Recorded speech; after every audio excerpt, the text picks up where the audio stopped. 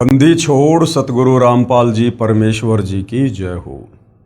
परमपिता परमात्मा सारी सृष्टि के रचनहार कुल मालिक असंख्य ब्रह्मांडों के स्वामी जगत गुरु तीनों लोकों में प्रवेश करके सबका धारण पोषण करने वाले राजाधिराज आत्माधार नाथों के नाथ देवों के देव महादेव सर्वेश्वर महेश्वर मृत्युंजय अजरो अमर आदि अनादि सनातनी प्रभु जगत पिता जगदीश्वर श्री श्री 1008 की उपाधि के वास्तविक अधिकारी अकाल मूर्त सौद स्वरूपी राम वासुदेव सर्वगतम ब्रह्म परम पूज्य प्रथम पूज्य परम संत परम पुरुष परम धनी परम दयालु सत्य कबीर हक्का कबीर अल्लाहु कबीर अल्लाहु अकबर बाखबर अल्लाह ताला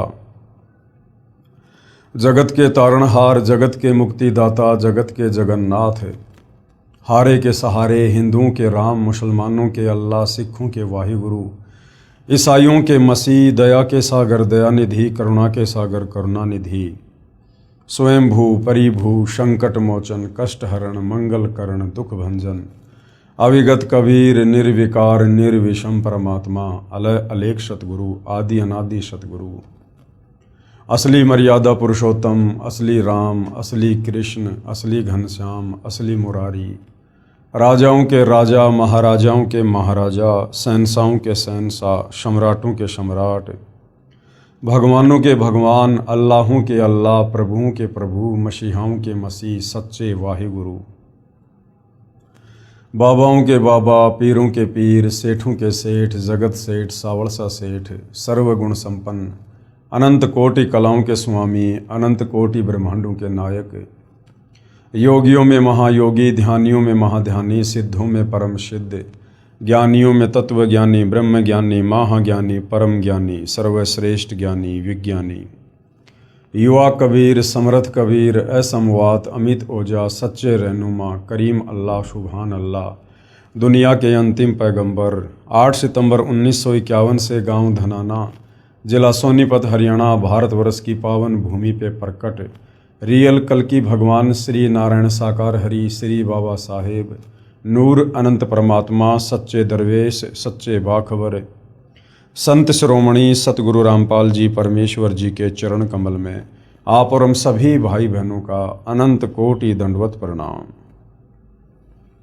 सत्साई भाई और बहनों, बहुत बड़ी दया बहुत बड़ी मेहर पूज्य गुरुदेव भगवान की परमेश्वर रामपाल जी की, जिनके शुभ आशीर्वाद से विशेष आशीर्वाद से उन्हीं के सत्संगों का संग्रह पवित्र आध्यात्मिक पुस्तक ज्ञान गंगा के ऊपर वीडियो बनाने की श्रृंखला जारी है।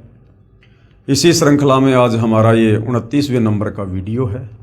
प्रत्येक वीडियो में पूज्य गुरुदेव भगवान जी के आशीर्वाद से हमें भक्ति मार्ग के विषय में अध्यात्म के विषय में वो सब कुछ जानने और समझने को मिल रहा है जो जानने की जिज्ञासा हमारी सदियों से थी, परंतु तत्व ज्ञान के अभाव में हमारे नादान धर्म गुरु हमें इन शास्त्रों से वो गूढ़ रहस्य निकाल कर नहीं बता पाए, नहीं समझा पाए कि परमात्मा कौन है, कैसा है, कहाँ रहता है, कैसे मिलता है, कैसा दिखाई देता है, उसकी शास्त्र अनुकूल भक्ति क्या है, हमें मुक्ति कैसे प्राप्त हो, हमें जन्म मरण और बुढ़ापे के संकट से हमें कैसे राहत मिले, हम लक 84 योनियों की पीड़ा से कैसे बाहर निकल सकते हैं।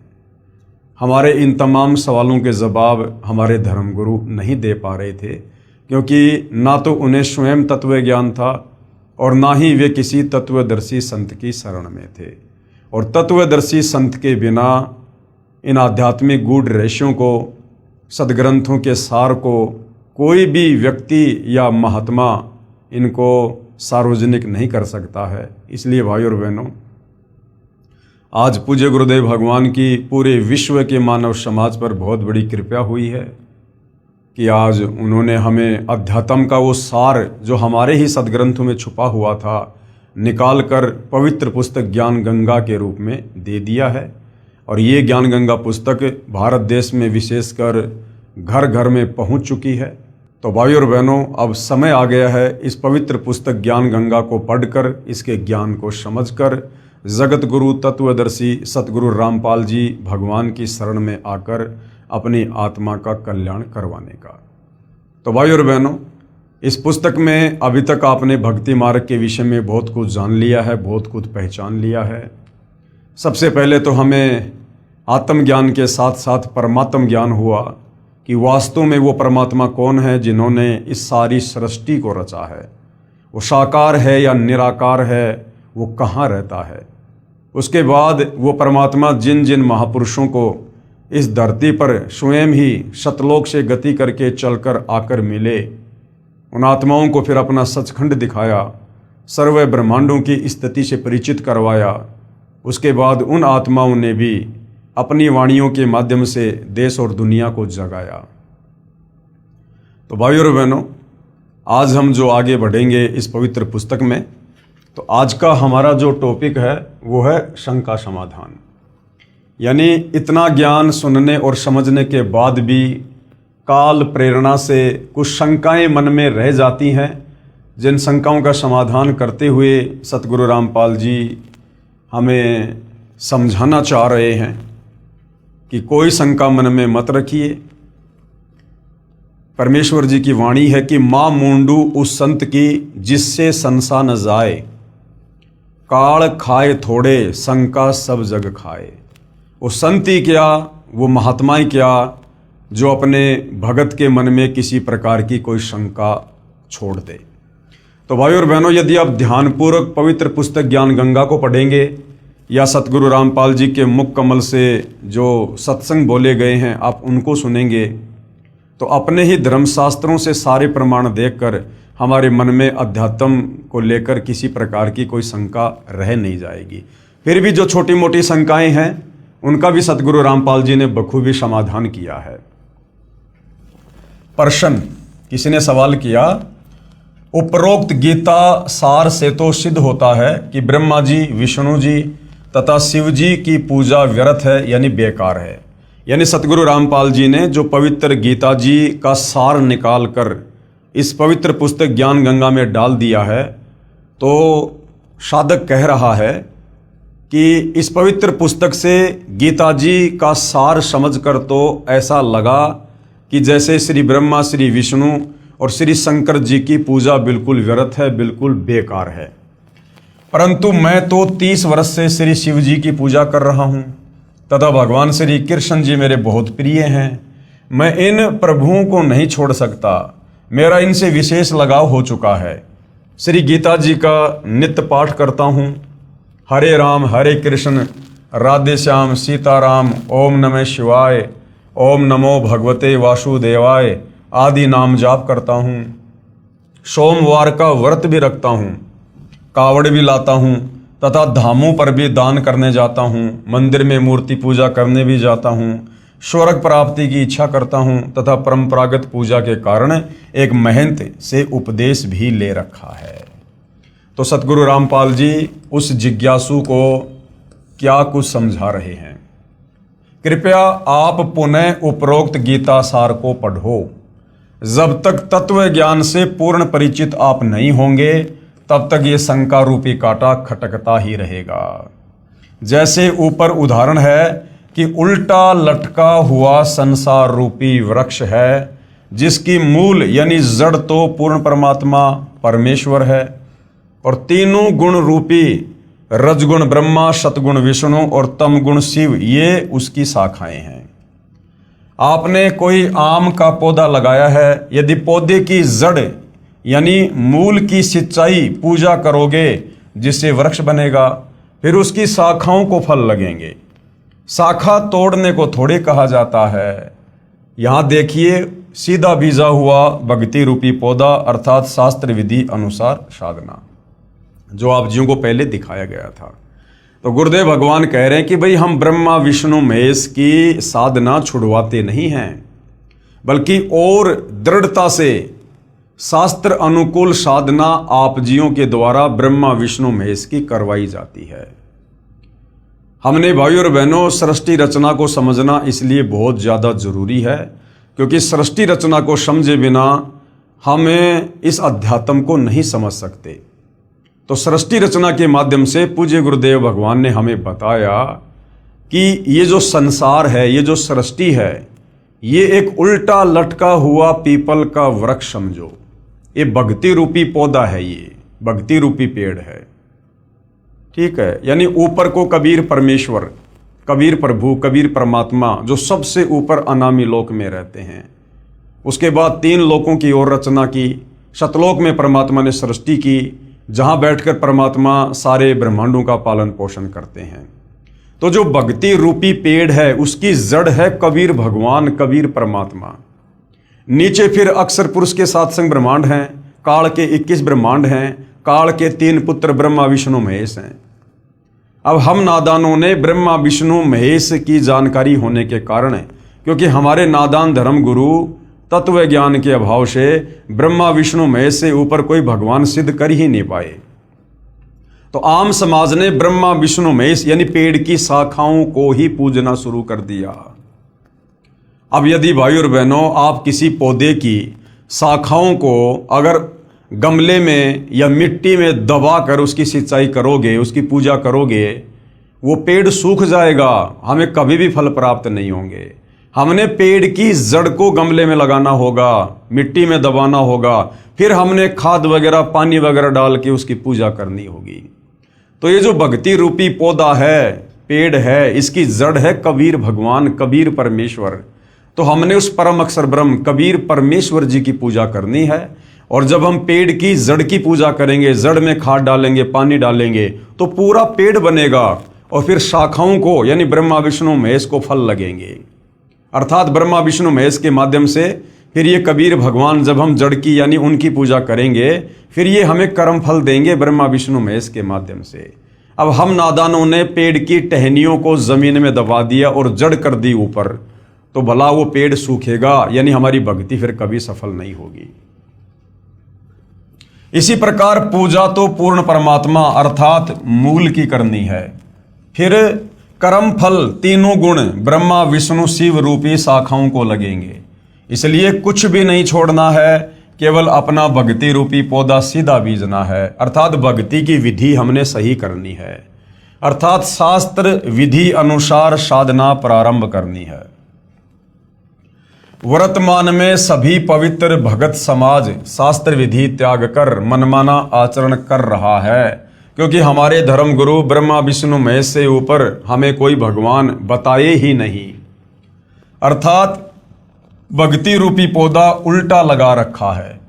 यदि किसी ने ऐसे पौधा बीज रखा हो तो उसे मूर्ख ही कहा जाता है। यदि किसी ने टहनियों की ओर से पौधे को जमीन में दबा रखा है, गमले में डाल रखा है, तो उस व्यक्ति को मूर्ख कहा जाएगा। इसीलिए तो गीता अध्याय 7 श्लोक नंबर 12 से 15 में गीता का ज्ञान देने वाला काल ब्रह्म खुद कह रहा है कि जो प्राणी तीनों गुणों की रजगुण ब्रह्मा, सतगुण विष्णु, तमगुण शंकर की पूजा करते हैं, वो तो राक्षस स्वभाव को धारण किए हुए मनुष्यों में नीच दूषित कर्म करने वाले मूर्ख हैं। यानी पवित्र गीता जी जो हिंदुओं का सर्वश्रेष्ठ शास्त्र है, वो तीनों गुण यानी ब्रह्मा विष्णु महेश की पूजा करने के लिए मना कर रहा है। इसलिए गीता अध्याय 7 श्लोक 12 से 18 तक में तीनों गुणों रजगुण ब्रह्मा, सतगुण विष्णु, तमगुण शिव जी की पूजा तक ही सीमित बुद्धि रखने वाले जो इनके अलावा किसी को नहीं पूजते, उनको राक्षस स्वभाव को धारण किए हुए मनुष्यों में नीच दुष्कर्म करने वाले मूर्ख कहा है, तथा कहा है कि ये मुझे भी नहीं पूजते। काल कह रहा है कि ये लोग मुझे भी नहीं पूजते। फिर ये काल, ये ब्रह्म गीता का ज्ञान देने वाला, फिर अपनी साधना को भी गीता ज्ञान दाता प्रभु ब्रह्म अर्थात क्षर पुरुष ने अति घटिया यानी अनुतमाम अर्थात व्यर्थ कहा है। फिर गीता ज्ञान देने वाला काल ब्रह्म अपनी साधना को, ओम नाम की साधना को भी जो चारों वेदों और गीता जी में है, उसको भी अध्याय 7 श्लोक नंबर 18 में अनुतमाम यानी अश्रेष्ठ घटिया बता रहा है कि मुझ काल की ओम नाम की साधना करने से भी साधक का पूर्ण मोक्ष नहीं होगा। वो परम धाम शाश्वत स्थान सतलोक नहीं जा सकता, वो यहीं पर मेरे 21 ब्रह्मांड में जन्म और मरण के चक्कर में रहेगा। इसलिए गीता अध्याय 18 श्लोक 62, 64, 66 तथा अध्याय 15 श्लोक 1 से 4 में कहा है कि उस पूर्ण परमात्मा यानी उल्टे लटके वृक्ष की मूल की पूजा कर, उस पूर्ण परमात्मा की शरण में जा, उस कबीर भगवान की शरण में। उसकी पूजा तत्वदर्शी संत के बताए मार्ग से कर। उसकी पूजा कौन बताएगा? तत्वदर्शी संत। और गीता अध्याय 4 श्लोक 34 में तत्वदर्शी संत की तरफ संकेत किया है। उसी पूर्ण परमात्मा की यानी कबीर परमेश्वर की शास्त्र विधि अनुसार साधना करने से ही साधक परम शांति तथा सतलोक को प्राप्त होता है, अर्थात पूर्ण मोक्ष को प्राप्त करता है। गीता ज्ञान दाता प्रभु यानी क्षर पुरुष ये काल कह रहा है कि मैं भी उसी की शरण में हूं, अर्थात मेरा भी इष्ट यानी पूज्य देव वही पूर्ण परमात्मा कबीर है। मैं भी उसी की पूजा करता हूं, अन्य को भी उसी की पूजा करनी चाहिए। तो गीता ज्ञानदाता तो खुद अपने से अन्य उस पूर्ण परमेश्वर परम अक्षर ब्रह्म कबीर देव की पूजा के लिए कह रहा है। आप जी गीता का नित्य पाठ भी करते हो तथा साधना गीता जी में वर्णित विधि के विरुद्ध करते हो। जिन मंत्रों का हरे राम हरे कृष्ण राधे श्याम सीताराम ओम नमो शिवाय ओम नमो भगवते वासुदेवाय आदि आदि मंत्रों का आप जाप करते हो तथा अन्य साधनाएं जैसे व्रत करना, कावड़ लाना, तीर्थों व धामों पर दान करना तथा पूजा के लिए जाना, गंगा स्नान तथा तीर्थों पर लगने वाली परभी में स्नान पवित्र गीता जी में वर्णित न होने के कारण शास्त्र विधि त्याग कर मनमाना आचरण है।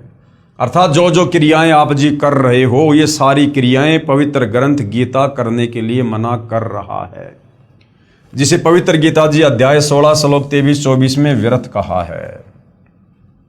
तो भाई और बहनों, सतगुरु रामपाल जी परमेश्वर जी ने हर प्रकार से शास्त्रों का हवाला देकर अपनी तरफ से कुछ ना कहकर आप और हमें अध्यात्म के विषय में सब कुछ समझा चुके हैं।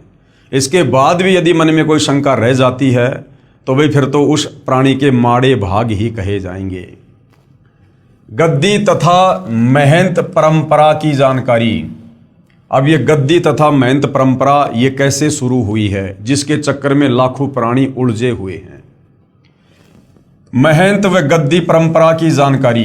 किसी एकांत स्थान पर या शहर व किसी गांव में कोई महान आत्मा संत या भगत रहा करता था। उसके शरीर त्यागने के बाद उसकी याद बनाए रखने के लिए उनके शरीर के अंतिम संस्कार स्थल पर एक पत्थर या ईंटों की यादगार बना दी जाती है। फिर उस पवित्र आत्मा के अनुयायी या वंशज उसकी पत्थर की मूर्ति रख लेते हैं। कुछ समय उपरांत श्रद्धालु जाते हैं, कुछ धन दान करने लग जाते हैं, उसे मंदिर का रूप दे देते हैं तथा उस संत व ऋषि के वंशजों को धन उपार्जन का लालच हो जाता है। वे बहकाना प्रारंभ कर देते हैं कि जो यहाँ दर्शन करने आता है उसको पूर्ण मोक्ष प्राप्त होता है, सर्व लाभ मिलते हैं, जो इसी महापुरुष के जीवन काल में शिष्यों को मिलते थे। ये मूर्ति साक्षात उसी संत जी को ही जानो, जो यहाँ नहीं आएगा उसका मोक्ष संभव नहीं, आदि आदि। इस प्रकार से भाई और बहनों, ये जितने भी यादगारें हैं, ये पूजा स्थल हैं, धाम है, तीर्थ हैं, ये इस प्रकार से बने हैं। पहले वहाँ कोई साधु संत महात्मा ऋषि अपनी भक्ति किया करता था, जैसा भी उसको ज्ञान था औरों को समझाया करता था, और मरने के बाद जो भी उसने भक्ति साधना की वो लेकर अपने इष्ट धाम को चला गया। अब पीछे से उसके चेलों ने या उसके वंशजों ने उसके नाम की यादगार बना दी।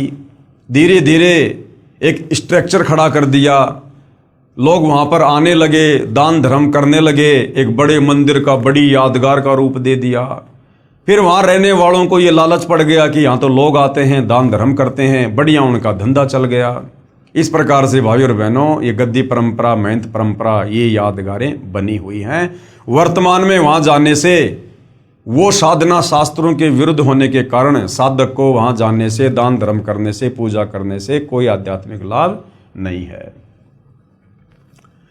अब उन नादानों को कोई पूछे कि जैसे कोई वैद्य था यानी कोई डॉक्टर था, वो नाड़ी देखकर दवाई देता था, रोगी स्वस्थ हो जाता था। उस वैद्य यानी डॉक्टर की मृत्यु के बाद उसकी मूर्ति बनाकर स्थापित करके कोई लालची कहे कि ये मूर्ति उसी डॉक्टर वाला कार्य करती है, जो इसके दर्शन करने आएगा वह पूर्ण स्वस्थ हो जाएगा। या स्वयं नकली वैद्य बनकर कोई बैठ जाए कि मैं भी दवाई देता हूँ, परंतु सारा उपचार औषधि के ग्रंथ के विपरीत दे रहा है, वह धोखा दे रहा है, क्योंकि केवल धन उपार्जन उसका उद्देश्य है। किसी भी संत या प्रभु की मूर्ति आदरणीय यादगार तो है, परंतु पूजनीय नहीं है। तो भाई और बहनों, आप और हमने हर प्रकार की इन भ्रमणाओं से, जो इन धन के लोभियों ने, स्वार्थियों ने अपने धार्मिक धंधे के लिए समाज में फैला रखी थी, हमने इन भ्रमणाओं से अब बाहर निकलना है और हमने शास्त्र अनुकूल साधना करके अपनी आत्मा का कल्याण करवाना है। क्योंकि स्वयं सारी सृष्टि का मालिक कबीर परमेश्वर जगत गुरु तत्वदर्शी सतगुरु रामपाल जी के रूप में धरती पर प्रकट हैं। ऐसे ही किसी संत या भगवान की मूर्ति बनाकर उसकी आड़ में कोई पुजारी व महंत कहे कि मैं भी नाम देता हूं, वह महानुभाव सर्व साधना उसी पवित्र शास्त्र के विपरीत दे रहा है जो उस महान संत ने अपने अनुभव का लिखा है। तो वह नकली संत व महंत स्वयं भी दोषी है तथा अनुयायियों का भी जीवन व्यर्थ करने का भार अपने शीश पर ले रहा है। संत तो एक समय में एक ही आता है, एक समय में पृथ्वी पर एक ही पूर्ण संत होता है। अब देख लो, वर्तमान में धरती पर पूर्ण संत सतगुरु रामपाल जी हैं। इनके अलावा ये जितने भी आचार्य, शंकराचार्य, मंडलेश्वर हैं, धर्माचार्य हैं, किसी भी धर्म का कोई भी धर्म गुरु है, ये सारे के सारे नकली हैं, काल के द्वारा भेजे गए हैं। ये समाज का आध्यात्मिक दृष्टि से उल्टा ही मार्गदर्शन कर रहे हैं। उसके मार्ग में करोड़ों नकली संत, महंत तथा आचार्य बाधक बनते हैं। किसके? जो एक समय में एक ही संत धरती पर होता है। किसी संत जी के शरीर त्यागने के बाद संत या महंत परंपरा प्रारंभ होती है। पहले वाले संत के स्थान की रक्षार्थ एक प्रबंधक चुना जाता है, जिसे महंत कहा जाता है। वह केवल उस पवित्र यादगार की देखभाल करने के लिए ही नियुक्त किया जाता है। फिर लालचवश वह स्वयं ही गुरु बन बैठता है तथा भक्ति चाहने वाली प्यारी आत्माएं उस पर आधारित होकर अपना जीवन व्यर्थ कर जाती हैं। महंत परंपरा का नियम बना रखा है कि पूर्व महंत का प्रथम पुत्र महंत पद का अधिकारी होगा, चाहे वह शराबी हो, चाहे वह अज्ञानी हो। ये भक्ति मार्ग है। इसमें केवल पूर्ण संत ही जीव उद्धार कर सकता है। दास ने 2-3 महंत परंपरा की पुस्तक पढ़ी, उनमें जो देखा वो इस प्रकार है। अब क्या समझा रहे हैं गुरुदेव भगवान? एक 2 वर्ष का बच्चा गद्दी पर बैठा दिया, फिर वह बड़ा होकर नामदान करने लग गया। अब बताओ, 2 साल का बच्चा लोगों का क्या मार्गदर्शन करेगा? उसको क्या आध्यात्मिक ज्ञान है? लेकिन एक परंपरा के तहत उसको महंत बना के बैठा दिया। दूसरी पुस्तक में पढ़ा कि एक 5 वर्ष के बच्चे का पिताजी जो महंत जी था, अचानक मृत्यु को प्राप्त हो गया। बाद में संगत ने तथा उसकी माताजी ने उस 5 वर्षीय बच्चे को महंत पद पर नियुक्त कर दिया। कुछ वर्ष पर्यंत वह गुरुजी बन गया। अब बताओ, 5 साल का बच्चा जिसको अपने कपड़े भी पहनने नहीं आते ढंग से, उस बच्चे को महंत बनाकर बैठा दिया। दुनिया उसकी पूजा करने लगी। एक महंत परंपरा के इतिहास को पढ़ा कि महंत को कोई संतान नहीं हुई, उसकी मृत्यु हो गई। भाई की मृत्यु पहले हो चुकी थी, कोई संतान नहीं थी। गद्दी की रखवाली के लिए एक सेवक को उस कुल में संतान होने तक अस्थायी महंत नियुक्त कर दिया। कुछ समय उपरांत महंत कुल में किसी के लड़का हुआ और जो अस्थायी महंत जो गद्दी पे बैठा था वो गद्दी लेकर भाग गया। किसी अन्य शहर में स्वयं ही गद्दी स्थापना करके महंत बन बैठा, वहां नई दुकान खोल ली तथा पूर्व स्थान पर एक 2.5 वर्ष का बच्चा महंत बना दिया गया। एक महंत परंपरा का इतिहास देखा कि बड़ा बेटा घर त्याग गया, उससे छोटे को महंत पद पर नियुक्त कर दिया। कुछ समय पर्यंत वहां मंदिर बन गया तथा अधिक चढ़ावा भेंट पूजा का धन आने लगा। उस बड़े वाले की संतान ने कहा कि इस मंदिर पर हमारा अधिकार है। इस कारण झगड़ा शुरू हुआ। गद्दी पर विराजमान महंत जी की हत्या कर दी गई। फिर उसका बड़ा बेटा महंत अर्थात गद्दी का अधिकारी नियुक्त कर दिया, उसकी भी हत्या कर दी गई। फिर उसका दूसरा भाई गद्दी पर बैठाया गया। दूसरे जो अपने को अधिकारी बताते थे, उन्होंने नया स्थान बनाकर नई दुकान खोल ली। एक दूसरे पर मुकदमे करके सुखमय जीवन को लालच में नरक बना लिया। वह धाम कहाँ रहा? अरे धाम पर जाने से तो शांति होनी चाहिए, धाम पर तो ज्ञान बंटना चाहिए, धाम पर तो शास्त्र अनुकूल साधना होनी चाहिए। तो ऐसी जगहों को धाम नहीं कहा जा सकता। वह तो कुरुक्षेत्र वाला महाभारत के युद्ध का मैदान हो गया। कुछ महंतों ने संत बनाने की एजेंसी ले रखी है, लाल कपड़े धारण करवाते हैं, पूर्व नाम को बदलकर अन्य नाम रख देते हैं। फिर वह बनावटी महंत का बनावटी शिष्य नकली संत बनकर भोली आत्माओं के जीवन के साथ खिलवाड़ करता रहता है तथा अनमोल मनुष्य जीवन को स्वयं भी व्यर्थ कर रहा है तथा भोली आत्माओं के जीवन को भी नाश कर रहा है तथा महापाप का भागी बन रहा है। अब गुरुदेव भगवान क्या कह रहे हैं? जिस समय राजा परीक्षित जी को सर्प ने डसना था उस समय पूर्ण गुरु की आवश्यकता पड़ी। ये द्वापर युग की बात है। अब ये जगह जगह गद्दी लेकर महंत बनकर जो कथाएं करते फिरते हैं 4 रुपए के लालच में, अब गुरुदेव भगवान क्या समझा रहे हैं? द्वापर युग की ये कथा है। जिस समय राजा परीक्षित जी को सर्प ने डसना था उस समय पूर्ण गुरु की आवश्यकता पड़ी, क्योंकि पूर्ण संत बिना जीव का कल्याण असंभव है। उस समय पृथ्वी के सभी ऋषियों ने राजा परीक्षित को दीक्षा देने तथा 7 दिन श्रीमद् भागवत सुधा सागर की कथा सुनाने से मना कर दिया, क्योंकि 7वें दिन पोल खुलनी थी। इस कारण से कोई सामने नहीं आया। स्वयं श्रीमद् भागवत सुधा सागर के लेखक महर्षि वेदव्यास जी ने भी असमर्थता व्यक्त की, क्योंकि वे ऋषिजन प्रभु से डरने वाले थे, इसलिए भी राजा परीक्षित के जीवन से खिलवाड़ करना उचित नहीं समझा। राजा परीक्षित जी के कल्याण के लिए महर्षि सुखदेव जी को स्वर्ग से बुलाया गया। अब द्वापर युग के साधु संत महात्मा ऋषि कैसे होंगे? वर्तमान वालों से तो हजारों गुना बढ़िया होंगे। उनको ज्ञान भी होगा, धर्म कर्म पर भी थे, नेक नीति में भी थे, सदाचारी भी थे, और खुद श्रीमद् भागवत सुधा सागर का लेखक महर्षि वेदव्यास जी, उन्होंने भी हाथ खड़े कर दिए कि भैया मैं भी कथा करने का अधिकारी नहीं हूं। और फिर स्वर्ग से राजा परीक्षित के पुण्यों के आधार से सुखदेव ऋषि को बुलाया गया, और सुखदेव ऋषि ने यहां आकर 7 दिन राजा परीक्षित को श्रीमद् भागवत सुधा सागर की कथा सुनाई।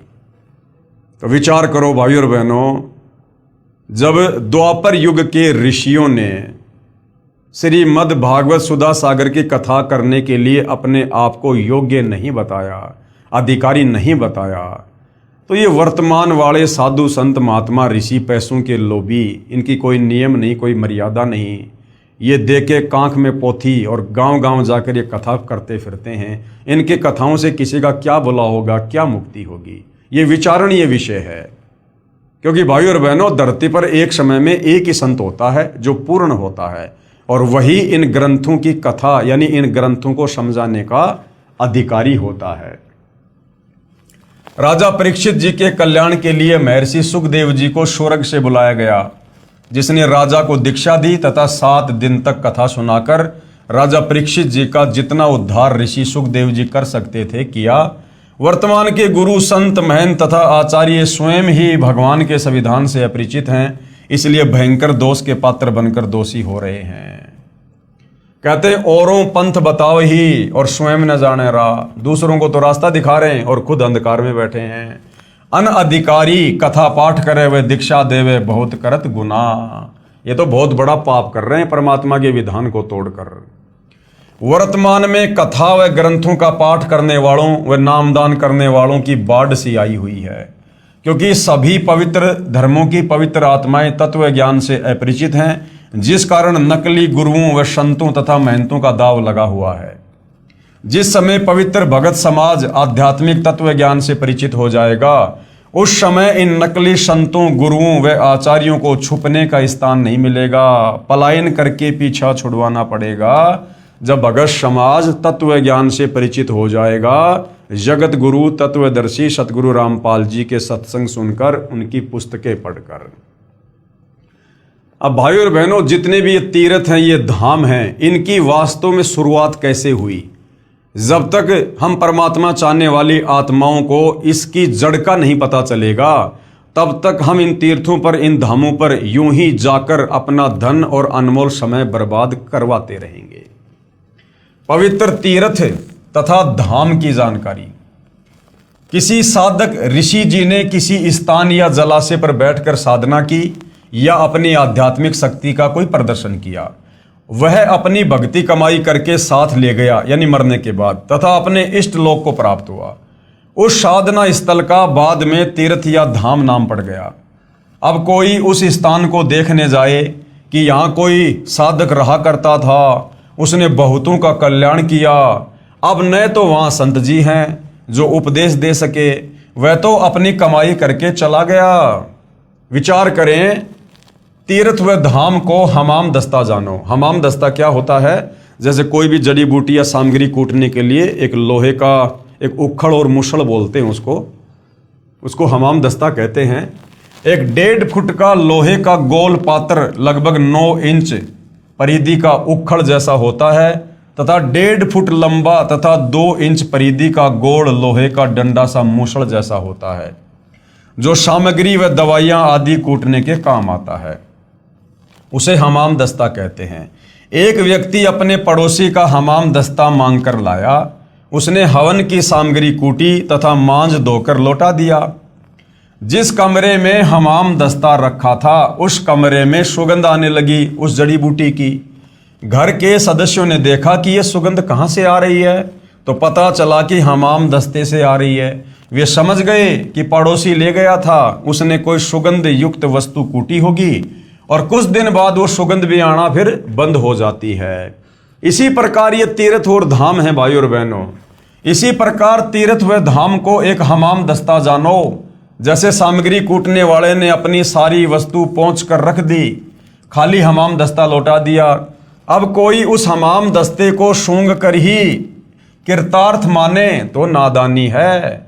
उसको भी सामग्री लानी पड़ेगी, तब पूर्ण लाभ होगा।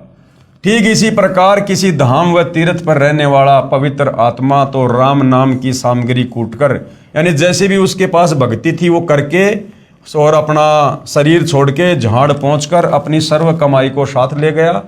बाद में अनजान श्रद्धालु उस स्थान पर जाने मात्र से कल्याण समझे तो उनके मार्गदर्शकों यानी गुरुओं की शास्त्र विधि रहित बताई साधना का ही परिणाम है। उस महान आत्मा संत की तरह भगवान की साधना करने से ही कल्याण संभव होगा। उन तीर्थों के धामों के चक्कर काटने से कुछ नहीं मिलेगा। उसके लिए तत्वदर्शी संत की खोज करके उससे उपदेश लेकर आजीवन भक्ति करके मोक्ष प्राप्त करना चाहिए। शास्त्र विधि अनुकूल सत साधना गुरुदेव कह रहे हैं मुझ दास के पास उपलब्ध है, कृपया निःशुल्क प्राप्त करें। ऐसी अनमोल वस्तु जिसका कोई मूल्य नहीं है, जिस साधना से, जिन मंत्रों के जाप से हमारी आत्मा का कल्याण होगा, जन्म जन्म का संताप कटेगा। युगों युगों से हम जो जन्म मरण का कष्ट भोग रहे हैं, 184 योनि में गधे कुत्ते सूअर बनकर यातना भोग रहे हैं, नरक भोग रहे हैं, हमारा वो रोग कटेगा। ऐसी अनमोल वस्तु तीनों लोकों में जिसके समान कोई कीमती वस्तु नहीं, वो हमें सतगुरु रामपाल जी मुफ्त में दे रहे हैं, मुफ्त में। और भाई और बहनों, युगों युगों के बाद दाव लगता है सत भक्ति का, युगों युगों के बाद। अब गुरुदेव बता रहे श्री अमरनाथ धाम की स्थापना कैसे हुई, जहां दुनिया जाती है दर्शन करने के लिए कि हमारी मुक्ति होगी, मोक्ष होगा, हमारे को पुण्य मिलेंगे। तो पहले वहां जाने से पहले ये जान लो कि अमरनाथ धाम की स्थापना कैसे हुई।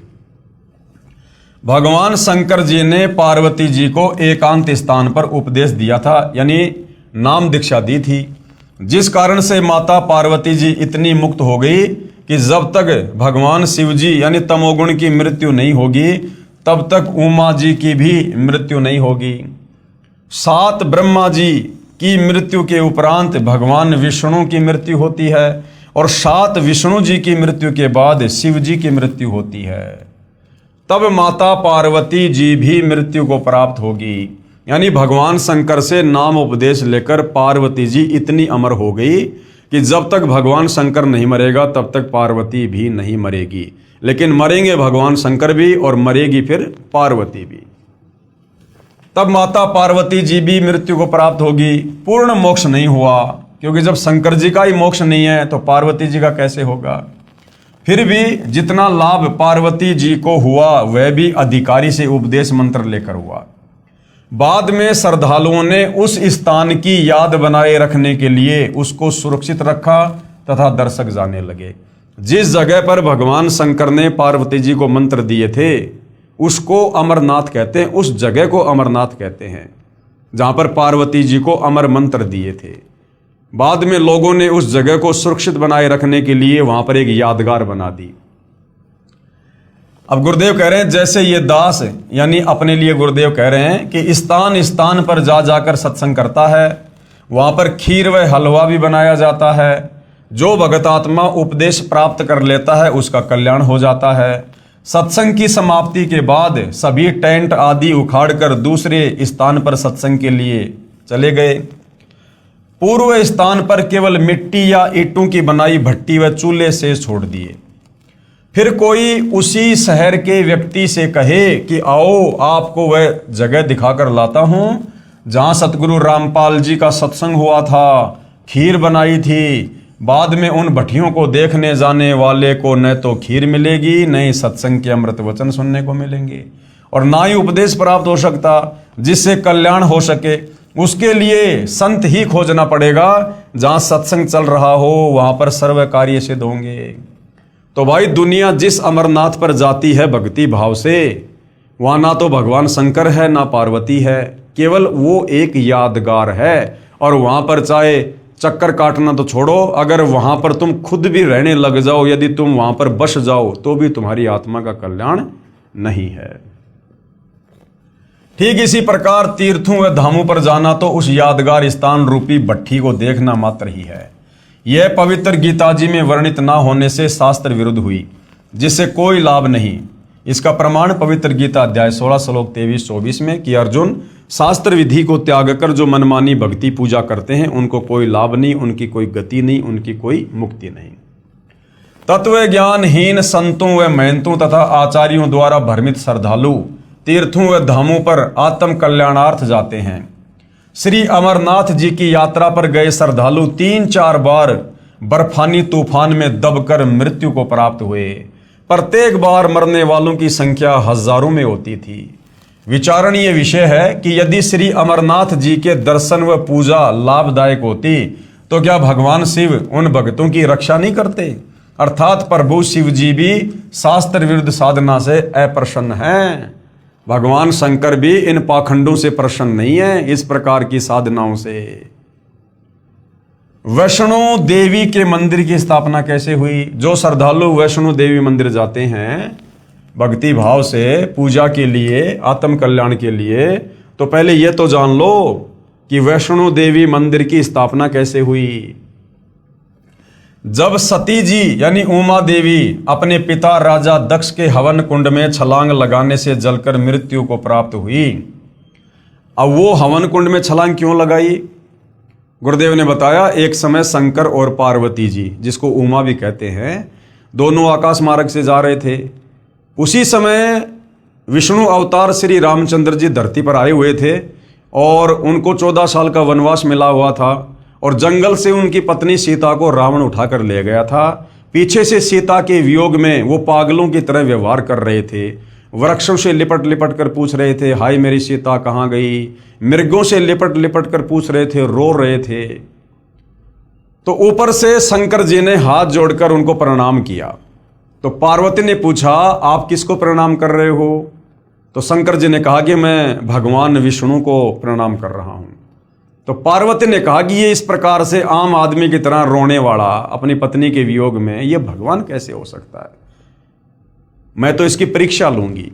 तो शंकर जी ने कहा कि तू ये गलती मत कर देना, तू सीता का रूप बनाकर भगवान के सामने मत चली जाना। अगर तुमने सीता का रूप बना लिया तो सीता मेरी भाभी है और भाभी माँ के समान होती है, फिर तू मेरे योग्य नहीं रहेगी, फिर मैं तुझे पत्नी रूप में स्वीकार नहीं करूंगा। तो उस समय तो पार्वती ने कहा ठीक है, नहीं लूंगी परीक्षा। घर आने के बाद शंकर जी तो अपने काम धाम से चले गए। पीछे से पार्वती ने सीता जी का रूप बनाया और रामचंद्र जी के सामने जाके खड़ी हो गई कि अगर भगवान होगा तो मुझे पहचान लेगा। अब जैसे पार्वती सीता जी का रूप बना के खड़ी हुई, उधर से इस काल में इसने श्री रामचंद्र जी को सद्बुद्धि दे दी, ज्ञान योग खोल दिया, दृष्टि दे दी, और रामचंद्र जी ने पहचान लिया कि ये तो मेरी पत्नी सीता नहीं, ये तो जो है ये तो पार्वती है।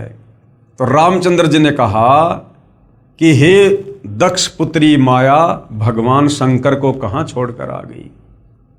अब पार्वती ने देखा भैया इसने तो मुझे पहचान लिया, तो वापस वो पार्वती रूप में आ गई और कहा कि भगवान शंकर ठीक कह रहे थे, आप तो वास्तव में भगवान ही हो। चली गई। अब उधर से भाई और बहनों, श्री रामचंद्र जी को अपनी पत्नी का तो पता नहीं कि उसे कौन ले गया, और उधर से सीता रूप में पार्वती को पहचान लिया। ये काल ने तुरंत बुद्धि ऑन कर दी, क्योंकि 21 ब्रह्मांड के जितने भी प्राणी हैं, आम व्यक्ति से लेकर ब्रह्मा विष्णु महेश, उन सब की बुद्धि का रिमोट इस काल बलि के हाथ में है। तो पार्वती अपने घर चली गई, शाम को शंकर जी आ गए। उधर से काल ने शंकर जी को प्रेरणा कर दी, दिव्य दृष्टि दे दी, और शंकर जी ने देखा भैया ये तो काम खराब करके आ गई, इसने तो मेरी माता जी का रूप धारण कर लिया, अब ये पत्नी रूप में स्वीकार्य नहीं है।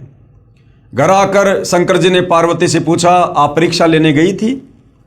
तो पार्वती जी ने साफ साफ मना कर दिया, झूठ बोल दिया अपने पति से कि मैं नहीं गई थी। शंकर जी ने थोड़ा सा गुस्से में आकर पूछा, तो पार्वती ने हाँ कर दी कि हाँ मैं गई थी। उसी दिन से शंकर जी ने पार्वती से नाराज होकर पति पत्नी व्यवहार करना बंद कर दिया। और जब वर्षों का समय बीत गया तो पार्वती ने सोचा कि अब ये टस से मस होने वाले नहीं हैं, तो वो अपने पिता राजा दक्ष के घर पर चली गई कि कुछ दिन मैं अपने पीहर रह के आऊँगी, अपने माता पिता के पास रहकर आऊँगी, तब तक हो सकता है ये नॉर्मल हो जाएं, बात को भूल जाएं। इस दृष्टिकोण से पार्वती यानी उमा अपने पिता राजा दक्ष के घर पर चली गई।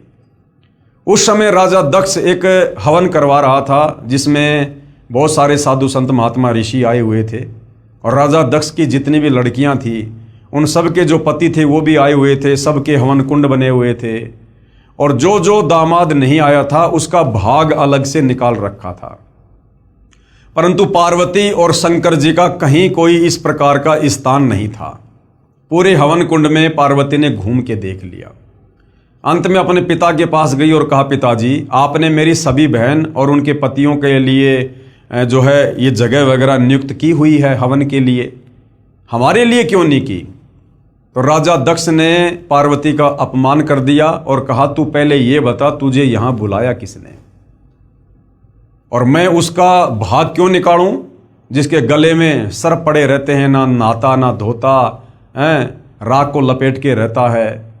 क्योंकि भाई और बहनों, पार्वती जी ने अपने पिता राजा दक्ष के मना करने पर भगवान शंकर से लव मैरिज की थी, जिस कारण से राजा दक्ष उससे नाराज था। तो इस प्रकार अपनी बेइज्जती को देखकर और उधर से अपने पति को नाराज देखकर कि ना तो मेरा ससुराल में कोई जगह है ना पीहर में कोई जगह है, ये सोचकर दुखी मन से काल प्रेरणा से और वो जो पार्वती थी वो उस हवन कुंड में छलांग लगा गई और वो जलकर खाक हो गई। तो जब सती जी यानी उमा देवी अपने पिता राजा दक्ष के हवन कुंड में छलांग लगाने से जलकर मृत्यु को प्राप्त हुई, तब भगवान शिव जी उसकी अस्थियों के कंकाल को मोहवश सती जी यानी पार्वती जी जानकर 10,000 साल तक कंधे पर लिए पागलों की तरह घूमते रहे। अब देखिए भाई और बहनों, 21 ब्रह्मांड में सारे के सारे प्राणी मोह ममता में बंधे हुए हैं, तीनों गुणों में बंधे हुए हैं। ये तीनों देवता एक एक गुण हैं जो हम इंसानों को बांध के रखते हैं, और ये खुद भी इन्हीं तीनों गुणों में बंधे हुए हैं। 10,000 साल तक उस जली हुई पार्वती की अस्थियों को अपनी पत्नी मानकर अपने सीने से लगाकर पागलों की तरह रोते हुए घूम रहे हैं भगवान शंकर। जैसे एक बंदरिया का बच्चा मर जाता है फिर भी वो उसे अपना बच्चा मानकर छाती से लगाकर घूमती रहती है। तो भाई और बहनों, चाहे ब्रह्मा विष्णु महेश हो, चाहे आप और हम इंसान हो, चाहे ये 184 योनियों के जीव हो, हम सब के सब जीव संज्ञा में हैं, जीव संज्ञा में। इसीलिए सतगुरु रामपाल जी का नारा है कि जीव हमारी जाति है, मानव धर्म हमारा, हिंदू मुस्लिम सिख ईसाई धर्म नहीं कोई न्यारा। तो इस तत्व ज्ञान से पता चलता है कि ब्रह्मा विष्णु महेश भी जीव संज्ञा में हैं और ये भी तीनों गुणों के प्रभाव से प्रभावित हैं। उसके बाद भगवान विष्णु जी ने सुदर्शन चक्र से सती जी के कंकाल को छिन्न भिन्न कर दिया। अब भगवान विष्णु जी के रूप में स्वयं कबीर परमात्मा जी ने ये लीला की। जहां धड़ गिरा, जहां पर पार्वती जी का वो धड़ वाला हिस्सा गिरा कंकाल का, वहां पर उसको जमीन में गाड़ दिया गया इस धार्मिक घटना की याद बनाए रखने के लिए कि ऐसी घटना घटित हुई थी। उसके ऊपर एक मंदिर जैसी यादगार बना दी कि कहीं आने वाले समय में कोई ये ना कह दे कि पुराण में गलत लिखा है। उस मंदिर में एक स्त्री का चित्र रख दिया, उसे वैष्णो देवी कहने लगे। उसकी देख रेख व श्रद्धालु दर्शकों को इस स्थान की कहानी बताने के लिए एक नेक व्यक्ति नियुक्त किया गया, जैसे गाइड वगैरह होते हैं। उसको अन्य धार्मिक व्यक्ति कुछ वेतन देते थे। बाद में उसके वंशजों ने उस पर भेंट दान लेना प्रारंभ कर दिया तथा कहने लगे कि एक व्यक्ति का व्यापार ठप हो गया था। माता के 100 रुपये संकल्प किए, एक नारियल चढ़ाया, वह बहुत धनवान हो गया। एक निसंतान दंपत्ति था, उसने माता जी के 200 रुपये, एक साड़ी, एक सोने का गले का हार चढ़ाने का संकल्प किया, उसको पुत्र प्राप्त हो गया। और इस प्रकार से भाई और बहनों, तत्व ज्ञान के अभाव में आम आदमी देखम देखा भेड़ चाल में इन धर्मों पर जाने लगा और इन धामों की पूजा शुरू हो गई। इस प्रकार भोली आत्माएं इन दंत कथाओं पर आधारित होकर अपनी पवित्र गीता जी तथा पवित्र वेदों को भूल गए कि हमारी गीता और वेदों में भगवान प्राप्ति के लिए, मुक्ति के लिए क्या भक्ति साधना लिखी है, उसको तो भूल गए और भेड़ चाल में इन तीर्थों पर, धामों पर जाना शुरू कर दिया, जिसमें वह सर्व साधनाएं शास्त्र विधि रहित लिखी हैं, जिसके कारण न कोई सुख होता है, न कोई कार्य सिद्ध होता है और न ही परम गति अर्थात मुक्ति होती है। कहाँ? इन धामों पर जाने से, तीर्थों पर जाने से, क्योंकि गीता और चारों वेद इन साधनाओं को करने के लिए मना कर रहे हैं। इसका प्रमाण पवित्र गीता अध्याय 16 मंत्र 23-24 में है। इसी प्रकार जहां देवी की आंखें गिरी वहां नैना देवी का मंदिर, जहां जिव्या गिरी वहां पर श्री जवाले जी के मंदिर तथा जहां धड़ गिरा वहां वैष्णो देवी के मंदिर की स्थापना हो गई। तो भाई और बहनों, इस प्रकार से इन धामों की शुरुआत हुई है जिनको आज दुनिया पूजने के लिए जाती है, जबकि ये तमाम साधनाएं हमारे धर्मशास्त्रों के विरुद्ध होने के कारण, पवित्र गीता और पवित्र चारों वेदों के विपरीत होने के कारण इसको मनमाने आचरण की संज्ञा दी गई है। अध्याय 16 श्लोक 23-24 कि अर्जुन, जो व्यक्ति शास्त्र विधि को त्याग कर मनमाना आचरण करते हैं, मनमानी पूजा पाठ करते हैं, मनमाने मंत्रों का जाप करते हैं जो गीता और वेदों में नहीं है, उनकी ना तो मुक्ति होगी मरने के बाद में, अर्थात वो कभी भूत बनेंगे, कभी पिशाच बनेंगे, कभी वो पितर बनेंगे, नरक में जाएंगे, लक 84 में जाएंगे। ना उनका कोई कार्य सिद्ध हो सकता और ना उनकी गति हो सकती। इसलिए गीता अध्याय 16 श्लोक 24 में फिर कहा कि अर्जुन, कौन से भक्ति कर्म करने चाहिए, कौन से भक्ति कर्म नहीं करने चाहिए, इसके लिए शास्त्र ही प्रमाण है। अन्य किसी की दंत कथा पर, लोक वेद पर, सुनी सुनाई बातों पर यकीन करके भक्ति मार्ग को मत अपना लेना। तो भाई और बहनों, हर प्रकार से सतगुरु रामपाल जी परमात्मा चाहने वाली आत्माओं का समाधान कर रहे हैं। यानी यदि हमने इस अनमोल मनुष्य जन्म से परमात्मा की प्राप्ति करनी है, ये अनमोल मनुष्य जन्म हमें केवल परमात्मा प्राप्ति के लिए ही मिलता है, क्योंकि लक 84 योनियां भोगने के बाद एक मनुष्य जन्म हमें परमात्मा देता है। इसलिए कहते हैं कि मानव जन्म दुर्लभ है, ये मिले न बारंबार। और जैसे पेड़ से पत्ता टूट जाए फिर वापस नहीं लगता डार। तो क्या करना चाहिए इस मनुष्य जन्म से? मानव जन्म पाए कर जो नहीं रटे हरि नाम। हरि नाम का मतलब है परमात्मा की सत भक्ति, शास्त्र अनुकूल साधना, तत्वदर्शी संत से उपदेश लेकर, कि मानव जन्म पाए के, मानव जन्म में स्त्री और पुरुष दोनों आ जाते हैं। मनुष्य जन्म पाए कर जो नहीं रटे हरि नाम। भाई जैसे कुआं जल बिना फिर बनवाया क्या काम। अगर इस मनुष्य जन्म को प्राप्त करके तत्वदर्शी संत की शरण में आकर शास्त्र अनुकूल भक्ति नहीं की तो ऐसा है जैसे आपने कुआं बनाया और कुएं में जल है नहीं, लेकिन कुएं के ऊपर आप जी बढ़िया बढ़िया चित्रकारी कर रहे हो, तो क्या फायदा उस कुएं के ऊपर वो चित्रकारी करने का जब उसमें जल ही नहीं है, वो इच्छित वस्तु ही नहीं है।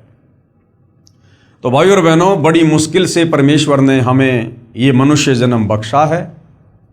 इस मनुष्य जन्म में हम हर प्रकार से अन्य योनियों से श्रेष्ठ बुद्धि रखते हैं। लक 84 योनियों में गधे, कुत्ते, सुअर, बैल, मक्खी, मच्छर, हाथी, भेड़िया, सिंह, इनको वो बुद्धि नहीं है। इनको आत्मचिंतन की, मंथन की, एक दूसरे से सलाह मशवरा करने की वो सद्बुद्धि प्राप्त नहीं है। जो हम मनुष्यों को है। हमें परमेश्वर ने इनसे विशेष बुद्धि दी है, विशेष हमारे को शरीर दिया है।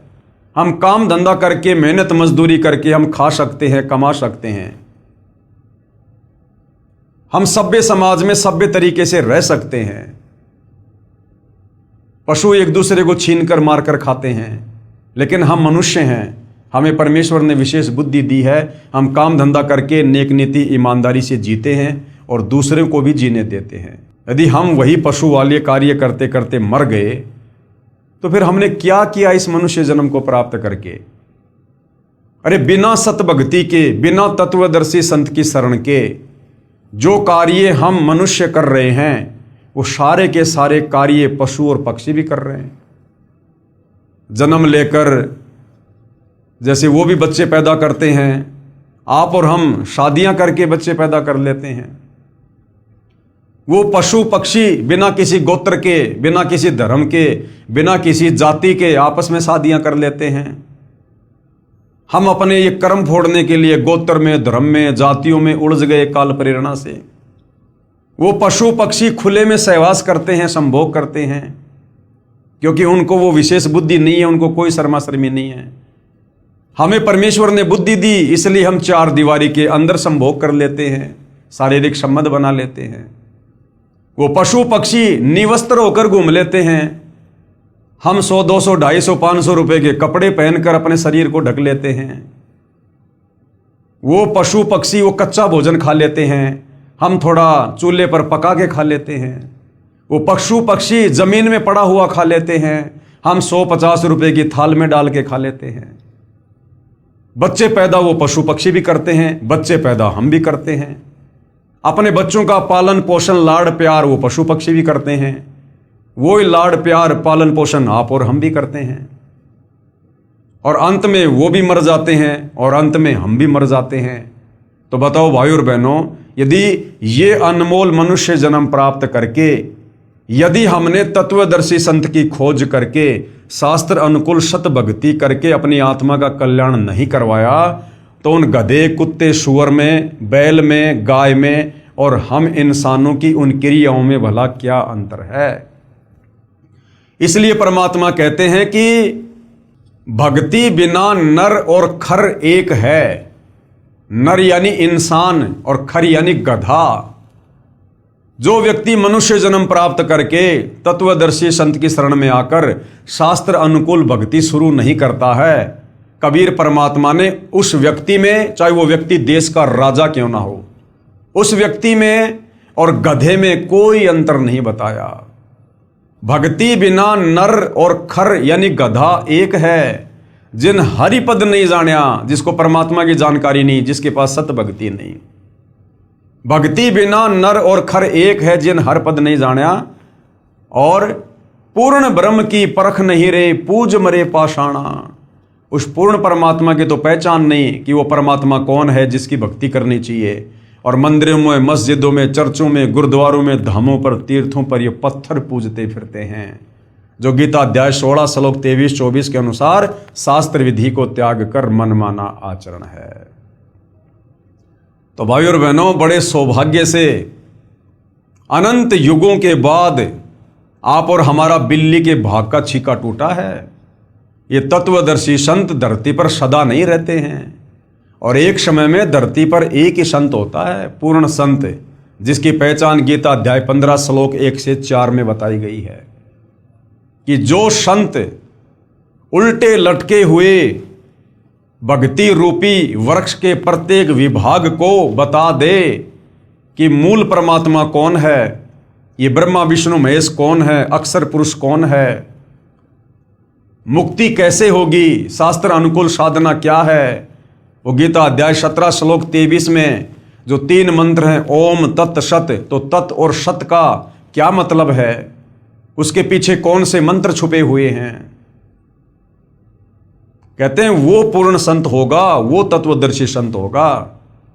तो भाई और बहनों, पूरा सतयुग बीत गया, पूरा त्रेता युग बीत गया, पूरा द्वापर बीत गया, और 5000 साल से ज्यादा कलयुग बीत गया। आज तक वेदों और गीता में वर्णित उस उल्टे लटके संसार रूपी वृक्ष की जो व्याख्या सतगुरु रामपाल जी ने सचित्र समझाई है, आज तक किसी धर्मगुरु ने, धर्माचार्य ने नहीं समझाई है। तो भाई और बहनों, लगभग 39 लाख वर्ष के बाद, क्योंकि सतयुग, त्रेता, द्वापर, कलयुग, ये 4 युग हैं, इन चारों युगों का कुल समय होता है 43,20,000 वर्ष। तो कलयुग अभी 4 लाख कुछ वर्ष बाकी है। तो लगभग 38-39 लाख वर्ष के बाद आप और हमें आज इस कलयुग की बिचली पीढ़ी में तत्वदर्शी संत के दर्शन सुलभ हुए हैं। और ये तत्वदर्शी संत खोजने से नहीं मिलता है। सतयुग से साधु संत महात्मा ऋषि लग रहे खोजने के लिए। सतयुग में लाखों साल की उम्र होती थी, बेचारे घर बार छोड़कर, बाल बच्चे छोड़कर वैराग्य धारण कर लेते थे। जंगल में, गुफाओं में, कंदराओं में अपने शरीर को गला दिया, भूखे प्यासे रहकर। मिट्टी चढ़ जाया करती थी शरीर पर, दीमक लग जाती थी, समाधि लगा के बैठ जाया करते थे परमात्मा प्राप्ति के लिए। भाई और बहनों, उनको तो इस ब्रह्मा विष्णु महेश के पिता, गीता ज्ञानदाता काल ने भी अपने दर्शन नहीं दिए।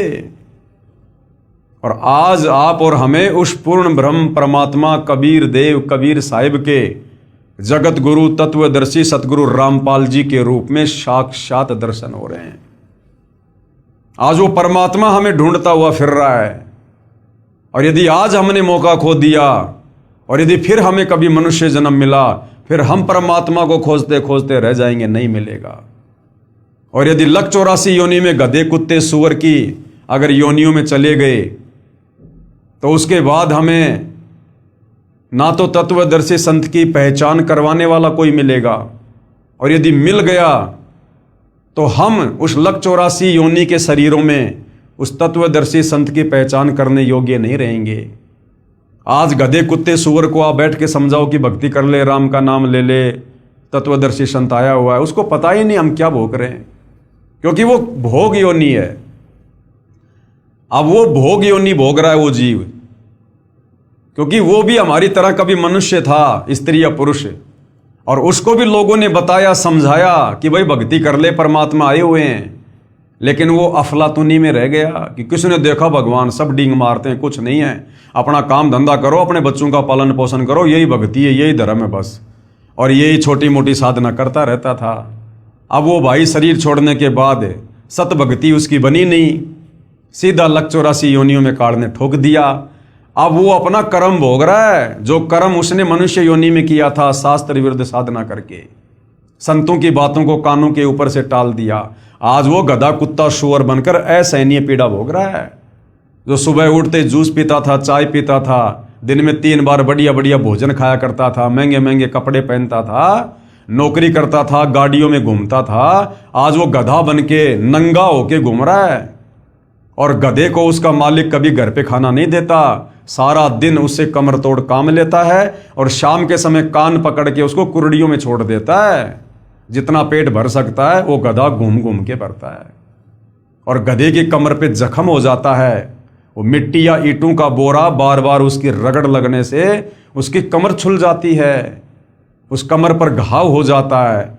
और जब वो चरने जाता है तब वो कौवा बैठकर उसकी कमर पर चोंच से घाव को नोचता है। वो असहनीय पीड़ा भोग रहा है, लेकिन पेट भी भरना जरूरी, खाना भी खाना जरूरी।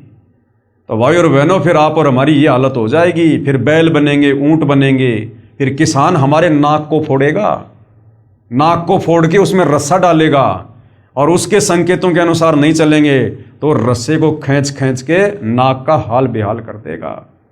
पीड़ा उस प्राणी को भी उतनी ही होती है जितनी आप और हमें होती है मनुष्य शरीर में। आज यदि हमारे नाक का बाल भी उखाड़ लें तो कितनी पीड़ा होती है, तुरंत आंखों में आंसू आता है। अब सोचिए उस बैल की क्या हाल होगी, उस ऊंट की क्या दशा होगी, जिसकी नकेल खींच खींच के, नाक का रस्सा खींच खींच के उसके मालिक ने।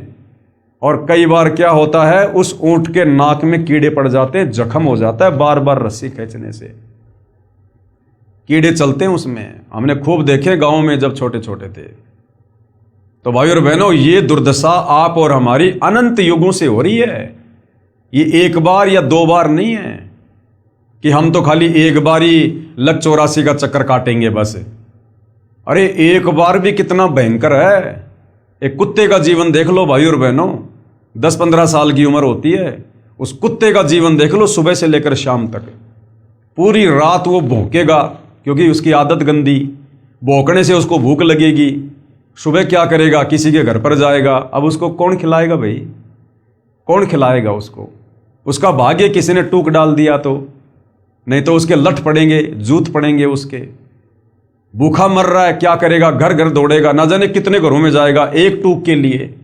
किसी भगवान ने टूक डाल भी दिया, मिट्टी में डालेगा। अब एक टूक से कुत्ते का पेट भरेगा क्या? जो कुत्ता इंसान से ज्यादा भोजन खाता है, एक टूक से उसकी भूख और ज्यादा बढ़ जाती है, साथ में मिट्टी खाएगा। जबरदस्ती किसी की रसोई में घुसने का प्रयास करेगा, घरवाला लठ मारेगा, फिर प्यों प्यों करता हुआ दौड़ेगा।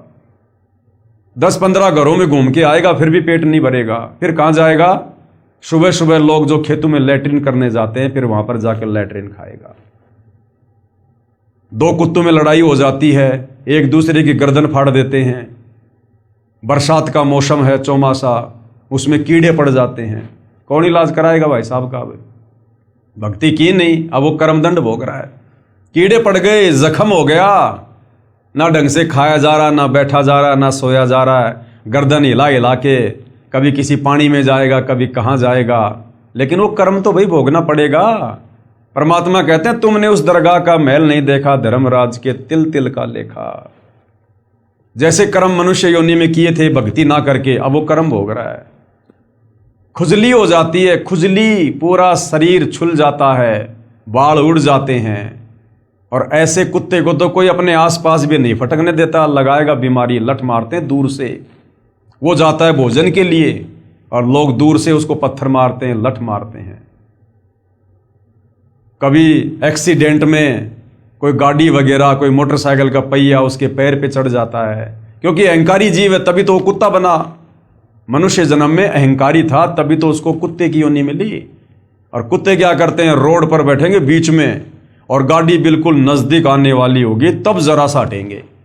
तो कई बार क्या होता है, गाड़ी का पहिया उसके ऊपर ही चढ़ जाता है और पैर टूट गया, कमर टूट गई, घिसट घिसट के चलेगा, घिसट घिसट के। ऐसी दुर्गति से एक कुत्ते का जीवन।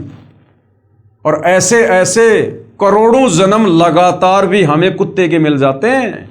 मनुष्य जन्म में जो बीज हमने बोए होते हैं कुकर्मों के, शास्त्र विरुद्ध साधना के, जरूरी नहीं है कि एक बार लक 84 योनि भोगने के बाद हमें जो मनुष्य जन्म मिलता है वो खाली एक एक शरीर धारण करके मिलता है। नहीं, अगर एक बार आप जी कुत्ते की योनि में चले गए तो जरूरी नहीं है कि एक बार कुत्ते की योनि भोगने से पीछा छूट जाएगा। नहीं, वो एक कुत्ते की योनि हमें लाखों करोड़ों बार भी भोगनी पड़ सकती है लगातार।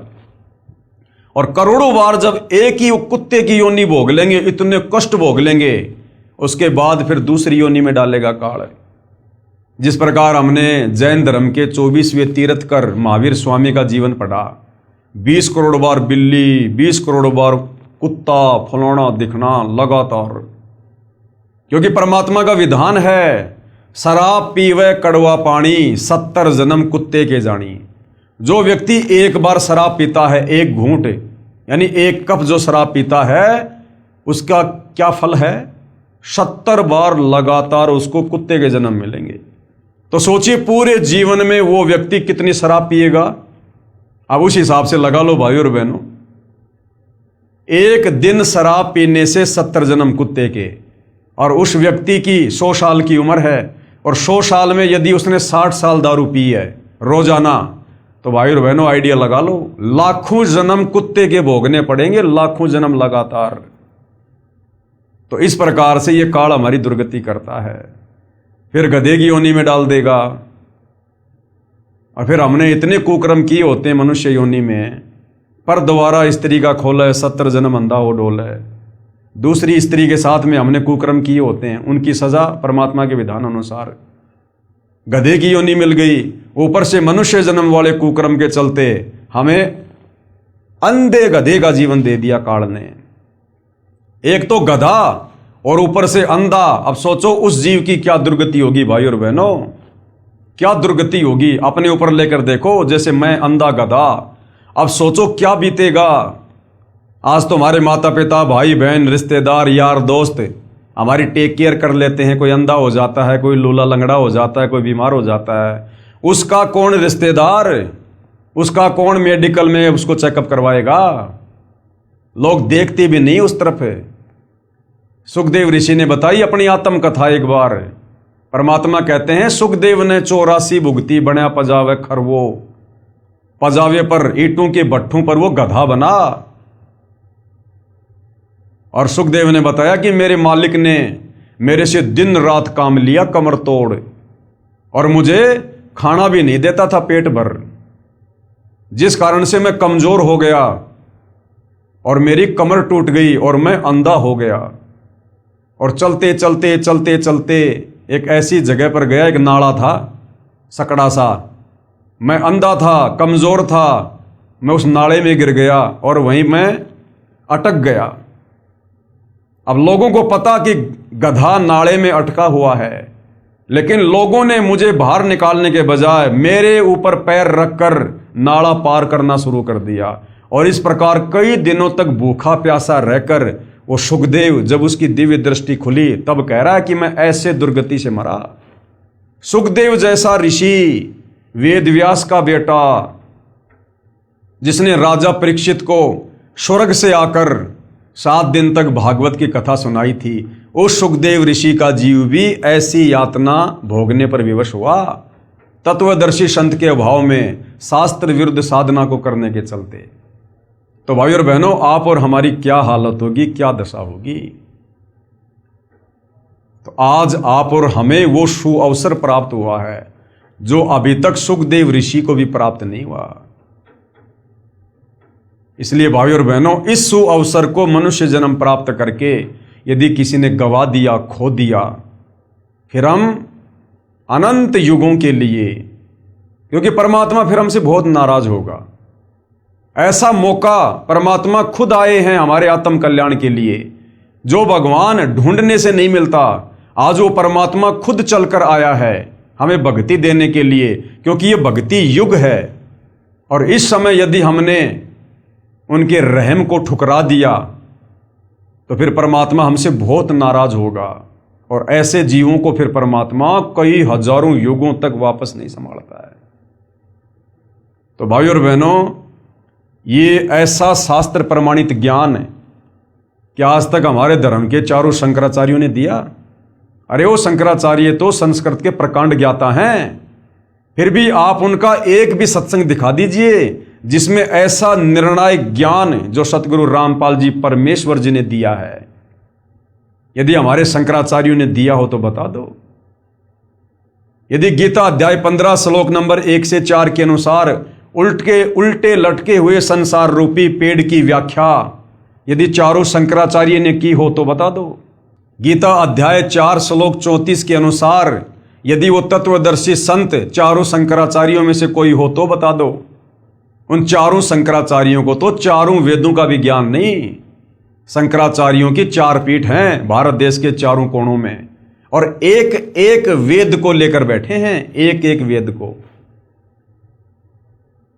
तो भाई और बहनों, सौभाग्य हमारा कि स्वयं कबीर परमेश्वर जी के अलावा धरती पर प्रकट होकर इस तत्व ज्ञान को, इन धर्म शास्त्रों को, ना केवल हिंदू धर्म के, सर्व धर्मों के धर्म शास्त्रों को इस प्रकार से जैसे पहली कक्षा के बच्चे को समझाया जाता है उंगली रख रख के, सतगुरु रामपाल जी के अलावा, इस कबीर परमेश्वर के अलावा कोई समझा नहीं सकता। तो भाई और बहनों, ऐसा रहम हुआ है पूज्य गुरुदेव भगवान का, परमेश्वर का, विशेष रजा, विशेष दया। लोग कहते हैं भगवान निराकार, भगवान निराकार। अरे भगवान साकार, चारों वेद चिल्ला रहे, गीता जी गवाही दे रही, बाइबल गवाही दे रही, कुरान शरीफ गवाही दे रही, गुरु ग्रंथ साहिब चिल्ला रहा कि परमात्मा साकार है, दिखाई देता है, धरती पर आता है, मनुष्य के जैसा है, उसी ने हमें पैदा किया है, अपने रूप में पैदा किया है। और फिर भी ये शास्त्रों को पढ़ने वाले नहीं समझ पाए और परमात्मा को निराकार निराकार कह के आप और हमें शास्त्र विरुद्ध साधना पर लगा दिया। तो भाई और बहनों, मौका है, हम तो केवल प्रार्थना कर सकते हैं, विनती कर सकते हैं, क्योंकि आप लोगों को समझाने से हमारी तो सेवा बन रही है। हम तो इस परमेश्वर की इस प्रकार से महिमा करने मात्र से हम पुण्य के भागी बन रहे हैं, तो हम तो करेंगे।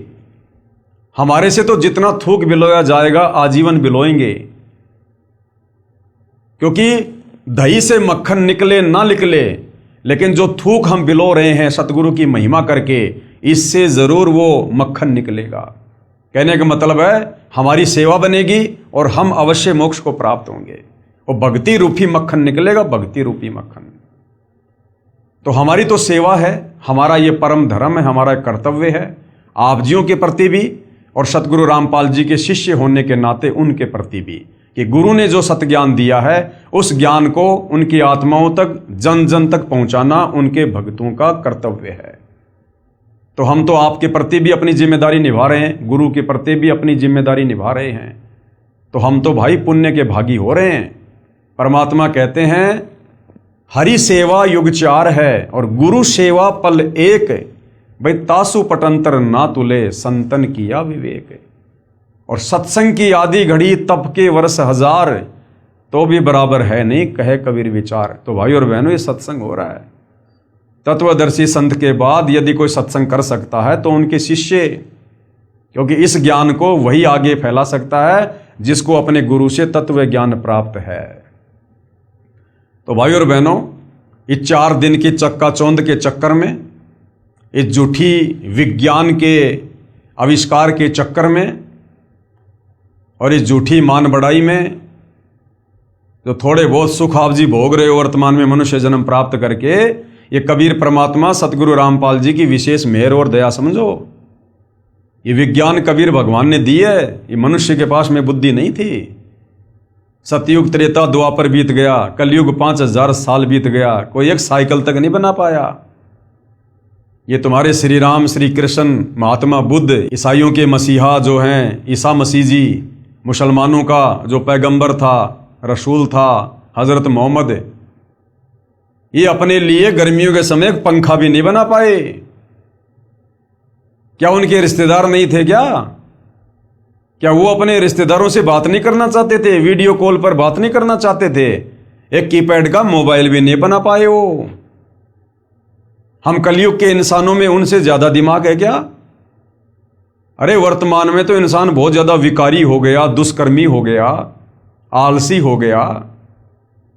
वो तो बहुत अच्छी आत्मा थी।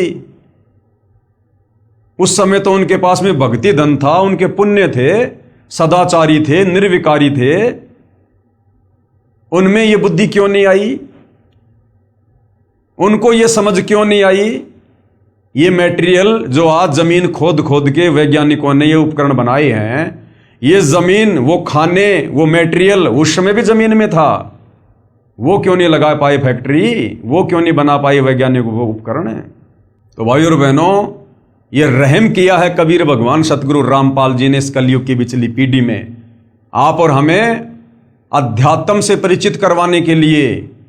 ये भक्ति मार्ग में सहयोगी हैं जितने भी उपकरण हैं, ये विज्ञान, ये भक्ति मार्ग में सहयोग के लिए बनाई पर भगवान ने, ताकि हमारा समय बचे, हम फटाफट अपने काम कर सकें। पहले रिश्तेदारी में कोई समाचार देने के लिए जाना पड़ता था, दूर दूर रिश्तेदारियां होती थी, 2 दिन लग गए, 3 दिन लग गए। आज तुरंत मोबाइल से बात करो, 1 मिनट में समाचार दो, मोबाइल साइड में रखो और बैठ के भगवान का भजन करो, अपनी आरती करो। खेतों में काम करते थे, कितना समय लगता था पहले। आज ट्रैक्टरों से काम होता है, मशीनों से होती है कटाई।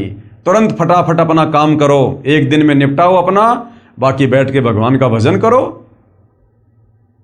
कहीं आने जाने में हम पैदल जाते थे, समय लगता था। आज मोटरसाइकिल आ गई, 4 व्हीलर आ गए, एरोप्लेन आ गई। क्यों दिए भगवान ने? ताकि हम फटाफट उन कार्यों को निपटा के, और जो समय बचे उस समय का हम भगवान की चर्चा में, भगवान की महिमा में, भगवान की भक्ति में हम उसका सदुपयोग करें। इसके लिए परमात्मा ने हमें ये विज्ञान दी है, ये वैज्ञानिक उपकरण दिए हैं, ये यातायात के साधन दिए हैं। सत्संग में आएं जाएं, समय बचे हमारा। हमारे दादा परदादा झोपड़ियों में रहा करते थे। आज परमात्मा ने ये कूलर दे दिए, एसी दे दी, ये पक्के मकान लोग जो है ये बनाने लग गए। क्यों? सिर्फ भक्ति में सहयोग के लिए, ताकि गर्मी, सर्दी, बरसात, ओले, आंधी, हम इन सबसे बचें। और आराम से भगवान की भक्ति करें। नहीं रहने को तो इंसान ने झोपड़ी भी बहुत है। तो भाई और बहनों, कहने का मतलब है आज जो दया इस कलयुग के इस समय में, जिसको बिचली पीढ़ी का समय कहते हैं, जो दया उस कबीर परमेश्वर सतगुरु रामपाल जी भगवान की हुई है, ये असीम है, अवर्णनीय है, अकल्पनीय। उस परमेश्वर का किन शब्दों में धन्यवाद करें, इंसान के पास में शब्द नहीं है। सात समुद्र की मसी करूं, लेखनी करूं बन राय, और धरती का कागज करूं, पर सतगुरु रामपाल जी के गुण लिखे न जाएं। तो सोचिए भाई और बहनों, एक कुत्ते का जीवन और ऐसे ऐसे 184 योनियों में अनेक प्रकार के शरीर हमने धारण करने पड़ेंगे। किसी की उम्र 100 साल, किसी की उम्र 1000 साल भी होती है, किसी की 300 साल। एक पौधा ऐसा है जिसकी 13,000 साल आयु है। वो पेड़ पौधे भी योनि हैं 184 योनि में, वो भी हमने भोगनी पड़ेंगी अगर मनुष्य जन्म में भक्ति नहीं हुई तो सोचिए, जब हम वो पौधे बन गए, 13,000 साल तक उस पौधे की उम्र है, और ना जाने कितनी बार वही पौधा बनना पड़े। तो सोचो भाई और बहनों, फिर कितने लंबे समय के लिए यदि वर्तमान में हमने सतगुरु रामपाल जी को ना पहचान कर, यदि हमने उनसे उपदेश लेकर भक्ति करके अपने जीव का कल्याण नहीं करवाया, तो सोचिए फिर 184 योनि में आप और हम कितने लंबे समय के लिए कष्ट भोगने के लिए चले जाएंगे। बहुत लंबा चौड़ा दुख हो जाएगा। और ऐसी ऐसी ना जाने कितनी लाखों 184 योनियां भोगने के बाद वर्तमान में जो हम इस सतभक्ति को ना करके परमात्मा को नाराज कर देंगे, उसके बाद ये परमात्मा फिर हमें कभी अपनी शरण में लेगा, दया करेगा। और जब वर्तमान में कुछ नहीं कर पा रहे, तो अगले जन्म में फिर कौन सा हम जो है वो किला तोड़ देंगे। तो भाई और बहनों, आज है वो मौका, लोहा गर्म है, आज मार दो चोट, यदि मारी जाए तो ऐसा सुअवसर फिर नहीं मिलेगा जिंदगी में। तो भाई प्रार्थना कर सकते हैं, विनती कर सकते हैं। मनुष्य जन्म भगवान ने इसलिए दिया है कि इंसान मनुष्य जन्म प्राप्त करके किसी की बातों पर विचार करे, जल्दबाजी में फैसला ना ले। कई बार क्या होता है कि कचरे में हीरा मिल जाता है, कचरे में हीरा। तो जरूरी नहीं है कि बड़े बड़े नेता अभिनेता कोई बात बताएंगे तो उसी बात में कोई दम होता है। हमारे जैसे 2 कोड़ी के जीव भी कई बार अच्छी बात बता जाते हैं। तो किसी की बातों को हल्के में नहीं लेना चाहिए। परमात्मा कहते हैं कि रहीमन देख बड़ेन को लघून दीजिए डारी, और जहां काम आवे सुई क्या करे तलवारी। अरे जहां पर सुई अपना काम कर देगी, वहां पर वो तलवार अपना काम नहीं कर सकती। अब इस शर्ट का यदि हमने ये बटन लगाना है, तो तुम तलवार से बटन लगा लोगे क्या? वहां तो सुई काम करेगी।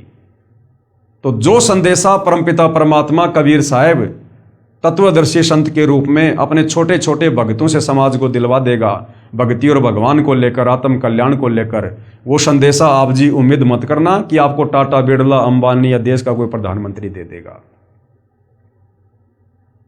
तो भाई और बहनों, थोड़ा सा विचार करो, ठंडे दिमाग से सोचो, क्या जाता है एक बार सतगुरु रामपाल जी के सत्संग तो सुनो। अरे इतने भी बिजी नहीं हो जितना तुम अपने आप को दिखाते हो, इतने भी बिजी नहीं हो। और सारा दिन मोबाइल पे क्या करते हो? आप देखते हैं ना, आम आदमी को जब भी समय मिलता है तुरंत मोबाइल उठा लेंगे, और मोबाइल में क्या देखेंगे? रील देखेंगे, शॉर्ट वीडियो देखेंगे, और फालतू के धारावाहिक देखेंगे, फिल्मी गाने सुनेंगे। क्या मिलेगा उससे? कुछ नहीं मिलेगा, समय की बर्बादी के अलावा। मन खराब होगा वो अलग।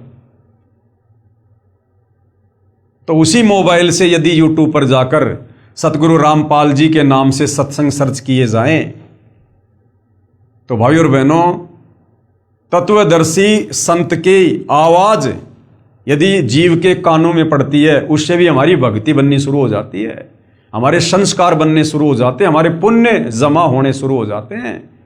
तत्वदर्शी संत की यदि आवाज भी हमारे कानों में पड़ना शुरू हो जाती है, तो धीरे धीरे धीरे धीरे भाई और बहनों, किसी के विचार जब तक नहीं सुनेंगे, हम कैसे समझेंगे कि वो हमें क्या समझाना चाहता है, उनके पास में क्या अनमोल वस्तु है। तो थोड़ा बहुत समय निकाल के सतगुरु रामपाल जी के सत्संग भी यूट्यूब पर सुनिएगा, ये मोबाइल परमात्मा ने बकवाद के लिए नहीं दिए। अगर इन मोबाइलों में बकवाद करोगे तो अब वो समय भी आ चुका है, इन मोबाइलों में आग लग जाएगी, साथ में तुम्हारे कान भी फटेंगे।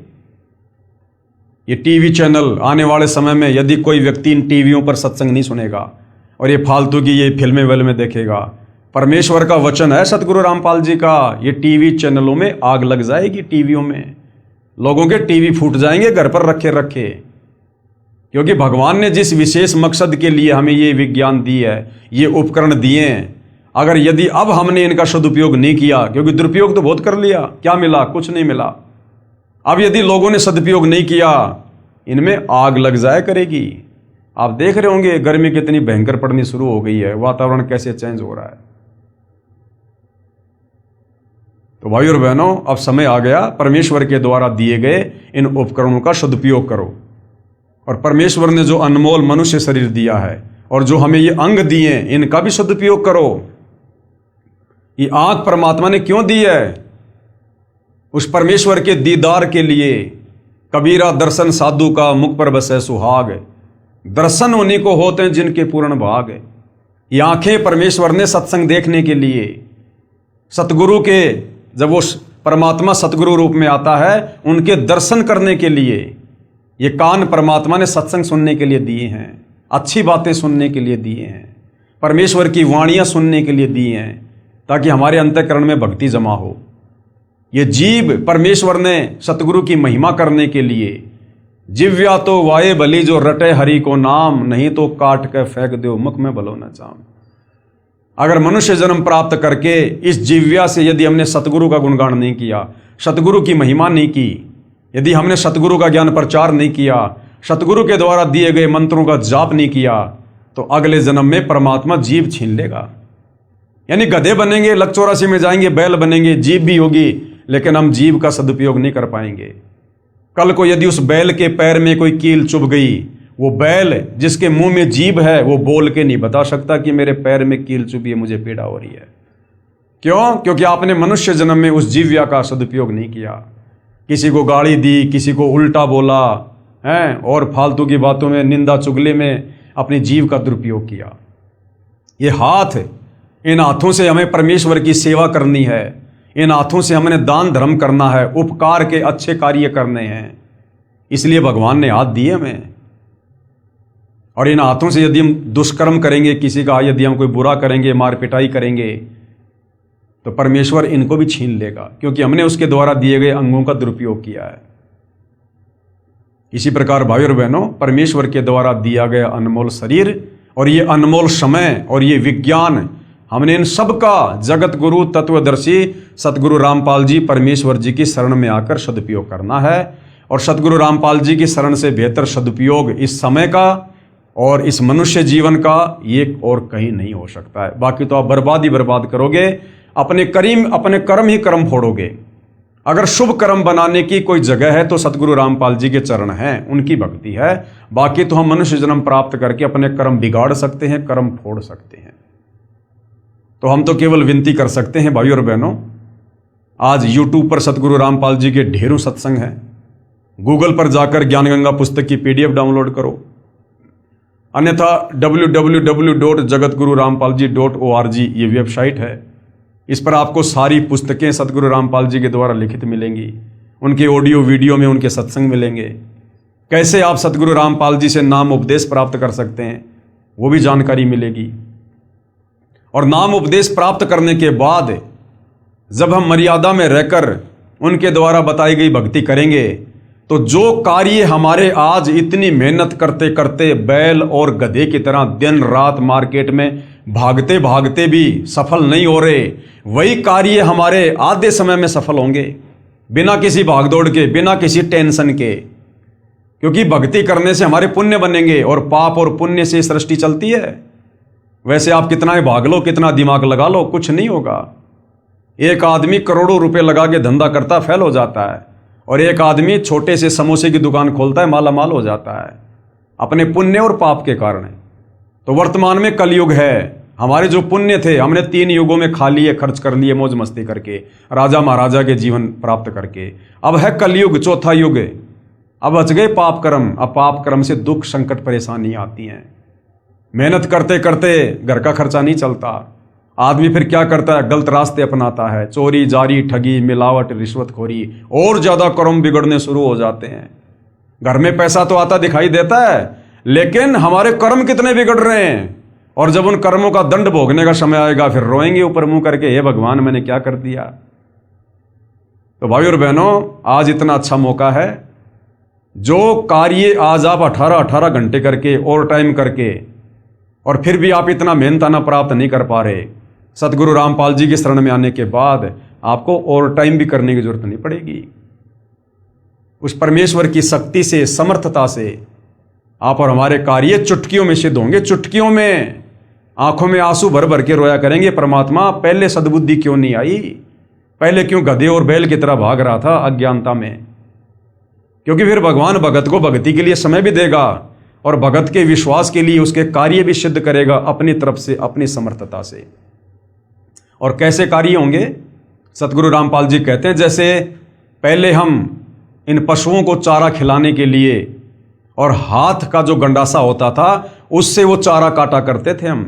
कितना समय लगता था, 2-3 घंटे, तब जाकर 1 या 2 पशुओं के लिए 2 छाबड़ी 1 छाबड़ी चारा होता था। और आज लाइट आ गई, जिसने लाइट का कनेक्शन ले लिया, घर में मोटर लगा ली और चारा काटने वाली मशीन लगा ली, आज वो 1 घंटे में पूरे गांव के पशुओं के लिए चारा काट सकता है। तो पावर का उसने कनेक्शन ले लिया, जिस कारण से अब वो इतने कम समय में इतना लाभ प्राप्त कर रहा है। तो जब तक हम सतगुरु रामपाल जी के शरण में नहीं आते हैं, तब तक समझो हम जो भी मेहनत कर रहे हैं ना, हम हाथ के गंडासे से सारा काम कर रहे हैं। और जिस दिन सतगुरु रामपाल जी की शरण में आ जाएंगे, मर्यादा में रहकर भक्ति करेंगे, उसके बाद फिर भाई और बहनों, हमारे काम जो हमारे से नहीं हो रहे थे, इतनी मेहनत से नहीं हो रहे थे, अब वो सतगुरु रामपाल जी की शक्ति से, उनकी समर्थता से होंगे। और कैसे होंगे, ये परमेश्वर का काम है। आप और हम 2 कोटि के जीव हैं, बस हम तो केवल देखते रह जाएंगे। परमात्मा इतने सुख देगा, हमारी बुराइयां छूट जाएंगी। आज हम जो कमा रहे हैं उसका आधे से ज्यादा धन हम व्यर्थ की परंपराओं में, इन कुरीतियों में बर्बाद कर देते हैं, तीज त्योहार में बर्बाद कर देते हैं, लेन देन में, शादी विवाह भात चूचक सिंधारा कोथड़ी, इनमें बर्बाद कर देते हैं। ऊपर से बीड़ी सिगरेट का नशा, मांस खाना, जुआ खेलना, ये सट्टे लगाना, इनमें बर्बाद कर देते हैं। तो सतगुरु रामपाल जी के सत्संग सुनने के बाद, उपदेश लेने के बाद, ये सारी तो बुराइयां छूट जाएंगी। ना हम कोई नशा करेंगे, ना मांस आहार करेंगे, ना ये फालतू के होली दिवाली त्योहार मनाएंगे, और ना फालतू के ये परंपरा के तहत ब्याह शादी में इतना खर्चा, इतना पाखंड, इतना दिखावा, ना हम ये करेंगे। तो बताओ फिर खर्चा होगा कहाँ? जो कमाएंगे वो भी ज्यादा रहेगा हमारे पास में, खर्च ही नहीं हो पाएगा। और अपने गुरुदेव भगवान को दान धर्म करेंगे, 1 रुपया देंगे, भगवान 1000 देगा रिटर्न समय आने पर। 1000 किसी भगत ने फिर किसी के आगे हाथ फैलाने की जरूरत नहीं पड़ेगी। गुरुदेव कहते हैं, मांगे सो ही बढ़वा कहिए, दर दर फिरे अज्ञानी, और जोगी जोग संपूर्ण जिसका, मांग ना पीवे पानी। तो परमात्मा ऐसे माला माल कर देगा, वरना क्या आवश्यकता है भगवान की भक्ति की? अगर ऐसे ही अगर घसीट घसीट के चलना है सांप की तरह, मेहनत करते करते, फिर क्या आवश्यकता है भगवान की भक्ति की? तो भाई और बहनों, अभी तक हमने भगवान को जाना ही नहीं, हमारे धर्म गुरुओं ने भगवान की पहचान करवाई नहीं। अब सतगुरु रामपाल जी ने आके बताया कि परमात्मा क्या शक्ति है, क्या पावर है, क्या काम करती है। एक बार भगवान की शरण में आकर देखो, उसके बाद देखो कैसे हमारे कार्य होते हैं, कितनी आत्म संतुष्टि मिलेगी, कितना धैर्य होगा, कितने संयमित हो जाएंगे। और जो चिंता हमें सताए जाया करती थी भविष्य को लेकर, आगे को लेकर, वो चिंता समाप्त है। क्योंकि हमें खुद भविष्य का पता चल जाएगा ना। बिना भक्ति के कितना ही दौड़ लो, कितना ही भाग लो, हमारे दौड़ कभी खत्म नहीं हो सकती। हम मर जाएंगे, हमारे कार्य और जिम्मेदारियां पूरी नहीं हो सकती। अब गुरुदेव भगवान हमें तत्व ज्ञान देकर भविष्य बता देते कि बेटा तू क्यों भाग रहा है, क्यों गधे और बैल की तरह कमा रहा है, किसके लिए कमा रहा है? सब अपना भाग्य लिखवा के लाते हैं, कोई किसी के भरोसे नहीं आता। और करनी थी भक्ति और कर रहा तो सारे काम जानवर वाले। तो तत्व ज्ञान होने से फिर हमारी भागदौड़ मिट जाएगी कि भैया मैंने तो भक्ति करके सतलोक जाना है, इस गंदे लोक में मैं जोड़ जोड़ के मकान बना बना के झूठा दिखावा समाज के सामने कर करके मैं क्या प्राप्त कर लूंगा? कल को लकवा मार गया, पैरालाइसिस हो गया, वो समाज मेरा क्या साथ दे देगा? एक बार आएंगे, दो बार आएंगे, देख के चले जाएंगे, वो परेशानी तो मुझे उठानी पड़ेगी। तो फिर इंसान की भागदौड़ मिट जाएगी, उसे अपनी मंजिल का पता चल जाएगा कि तेरी मंजिल गधे और बैल कितना कमा कमा के ये मकान बनाने की नहीं है, बड़े बड़े बिजनेस सेट करने की नहीं है। तेरी मंजिल तो इस काल के जाल से बाहर निकलने की है, और वो होगी सतगुरु रामपाल जी से उपदेश लेकर भक्ति करने से। तो हमारी भागदौड़ मिट जाएगी कि सामने तो कुआं है, मैं कहां दौड़ रहा हूं, सामने तो काल का कुआं है, गिरूंगा तो मरूंगा। तो हम माया को संग्रह करने से पीछे हटेंगे, हमारे को संतुष्टि होगी, और फिर देखना जीवन खुशहाल होगा। जब चिंता मिट गई तो सब कुछ मिट गया, और ऊपर से भगवान की भक्ति मिल गई, जिसे जन्म मरण का रोग कटेगा, ना लक 84 में जाएंगे, और ये मनुष्य जन्म आखिरी मनुष्य जन्म, उसके बाद सीधे सतलोक जाएंगे। इससे भी बढ़िया सुंदर लंबा चौड़ा गोरा चिट्टा तेजोमय शरीर मिलेगा। वहां ना सतलोक में कोई काम करना, ना वहां कोई लड़ाई झगड़ा, ना कोई टेंशन, ना कोई भागा दौड़ी, कुछ नहीं। अपने कबीर भगवान के भंडार से सारी सुविधा है, हम तो सोच भी नहीं सकते इस गंदे लोक में। जैसे गुरुदेव कहते हैं, एक तो नमक की बोरी और एक खंड की बोरी, दोनों का रंग एक जैसा, लेकिन नमक का स्वाद अलग है और बूरा का स्वाद अलग है। तो ऐसे ही भाई और बहनों, जैसा ये हमें दिखाई दे रहा है ना, यहाँ पर कितना अच्छा ये धरती, बाग बगीचे, घूमने फिरने की जगह, पहाड़, नदियां, ऐसा ही सतलोक है। ये 21 ब्रह्मांड सतलोक का ही एक टुकड़ा है। लेकिन यहां तो ये 5 तत्व से बने हुए हैं, ये मिट्टी और पत्थर के हैं, वहां पर वो नूर के हैं, हीरे मोती लाल के पहाड़ हैं, वहां पर दूध दही शहद की नदियां बहती हैं, सबके अपने अपने पर्सनल बड़े बड़े महल हैं, सबके महलों के आगे पर्सनल विमान हैं, और जो हमारी इच्छा होगी वो ही तुरंत वहां पर होने लग जाएगा। इच्छा से, हाथ पैर नहीं चलाने वहां पर, बस इच्छा की कि भोजन उसी समय तुरंत जो चाहोगे, जितने प्रकार के पकवान चाहोगे, बस इच्छा करने की जरूरत है, तुरंत सामने टेबल पर लगे हुए मिलेंगे। नूरी भोजन, उस भोजन को करने के बाद कोई पेशाब नहीं, कोई लेटरिन नहीं, कोई डकार नहीं, कोई पेट नहीं फूलना, ना किसी की तोंद आनी, ना कोई कमजोर होना, ना शरीर में कोई रोग है, कुछ नहीं, ना कोई दाढ़ी वाड़ी करनी रोजाना फाजाना, कुछ नहीं वहां पर, ना रोजाना कोई कपड़े बदलने, वहां पर अमर चीर हैं, अमर वस्त्र हैं, ना कपड़ों को धोने की जरूरत है, ना साबुन लाने की जरूरत है, ना माता पिता को अपने बच्चों की चिंता, ना वहां कोई गुमता है, ना वहां किसी सिंह भेड़िए भालू सांप का कोई डर है। तो भाई और बहनों, वहां का तो वर्णन ही करना नामुमकिन है। ये तो हम उतना ही बता सकते हैं जितना गुरुदेव भगवान ने संकेत किया हुआ है, केवल बता सकते हैं, बाकी असली आनंद तो वहां जाकर ही भोगेंगे। लेकिन वहां जाएंगे कैसे? तत्वदर्शी संत की शरण में आकर और उनके बताए अनुसार आजीवन मर्यादा में रहकर भक्ति करके। और ये जो हम देख रहे हैं ना, इस काल का ये नश्वर संसार, इसमें चाहे कितनी सुविधा दिखाई दे रही है हमें वर्तमान में, कितनी भी बड़े बड़े राजपद हैं, बड़ी बड़ी कार हैं, कोठियां हैं, धन है, बड़े बड़े बाग बगीचे हैं, लोगों के पास में हैं, बड़ी बड़ी प्रॉपर्टियां, कुछ भी हैं, हमने जरा भी आस्था नहीं रखनी।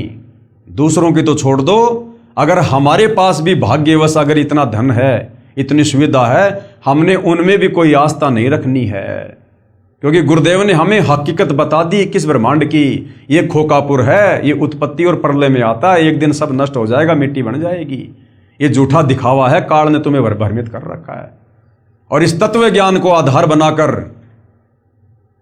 और जैसी हमारी तड़फ सतलोक में रहते सहते और इस काल के साथ 21 ब्रह्मांड में आने की बनी थी, यानी सतलोक के सुख जिनका वर्णन नहीं किया जा सकता, हमें उस समय जब काल के ऊपर आस्था हुई, हमें सतलोक का एक भी सुख अच्छा नहीं लग रहा था। एक भी सुख, सतलोक की किसी भी वस्तु में हमारी कोई इच्छा नहीं बन रही थी। तब परमात्मा ने हमें काल के साथ यहां भेजा। अब इसी प्रकार सतगुरु रामपाल जी के ज्ञान को सुनकर, सारी सृष्टि रचना को समझकर, सतलोक के सुखों को सुनकर, अब इस काल के लोक में चाहे कितने सुख हों, असल में तो सुख है ही नहीं, ये केवल नाम है सुख का, बाकी धोखा है। फिर भी जो भी कुछ यहां दिखाई दे रहा है, हमने किसी में कोई आस्था नहीं रखनी, कुछ भी प्राप्त करने की हमने कोई मन में इच्छा नहीं धारण करनी, और है तो उसमें कोई आसक्ति नहीं रखनी कि ये मेरा है। हमें बिल्कुल नफरत हो जाए, नफरत, और हमारी सुरती सतलोक में लग जाए कि परमात्मा इसी जन्म में पार करो, मालिक इसी जन्म में। रोना पड़ेगा भाई और बहनों, रोना, तब जाकर ये परमात्मा दया करेगा।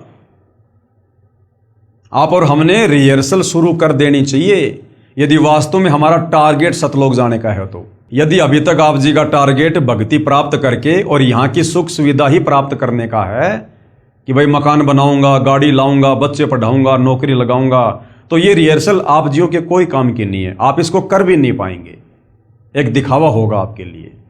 और जिन आत्माओं ने वास्तव में इस ज्ञान को अच्छे से समझ लिया और जिनका टारगेट सतलोक है कि परमात्मा इसी जन्म में, अब की बार लग 84 से पार, तो उन आत्माओं ने रिहर्सल कर देनी चाहिए रोजाना अपने गुरुदेव के चरणों में एकांत में बैठकर अपने घर पर दरबार साहिब में, और ये विचार करना चाहिए गहराई से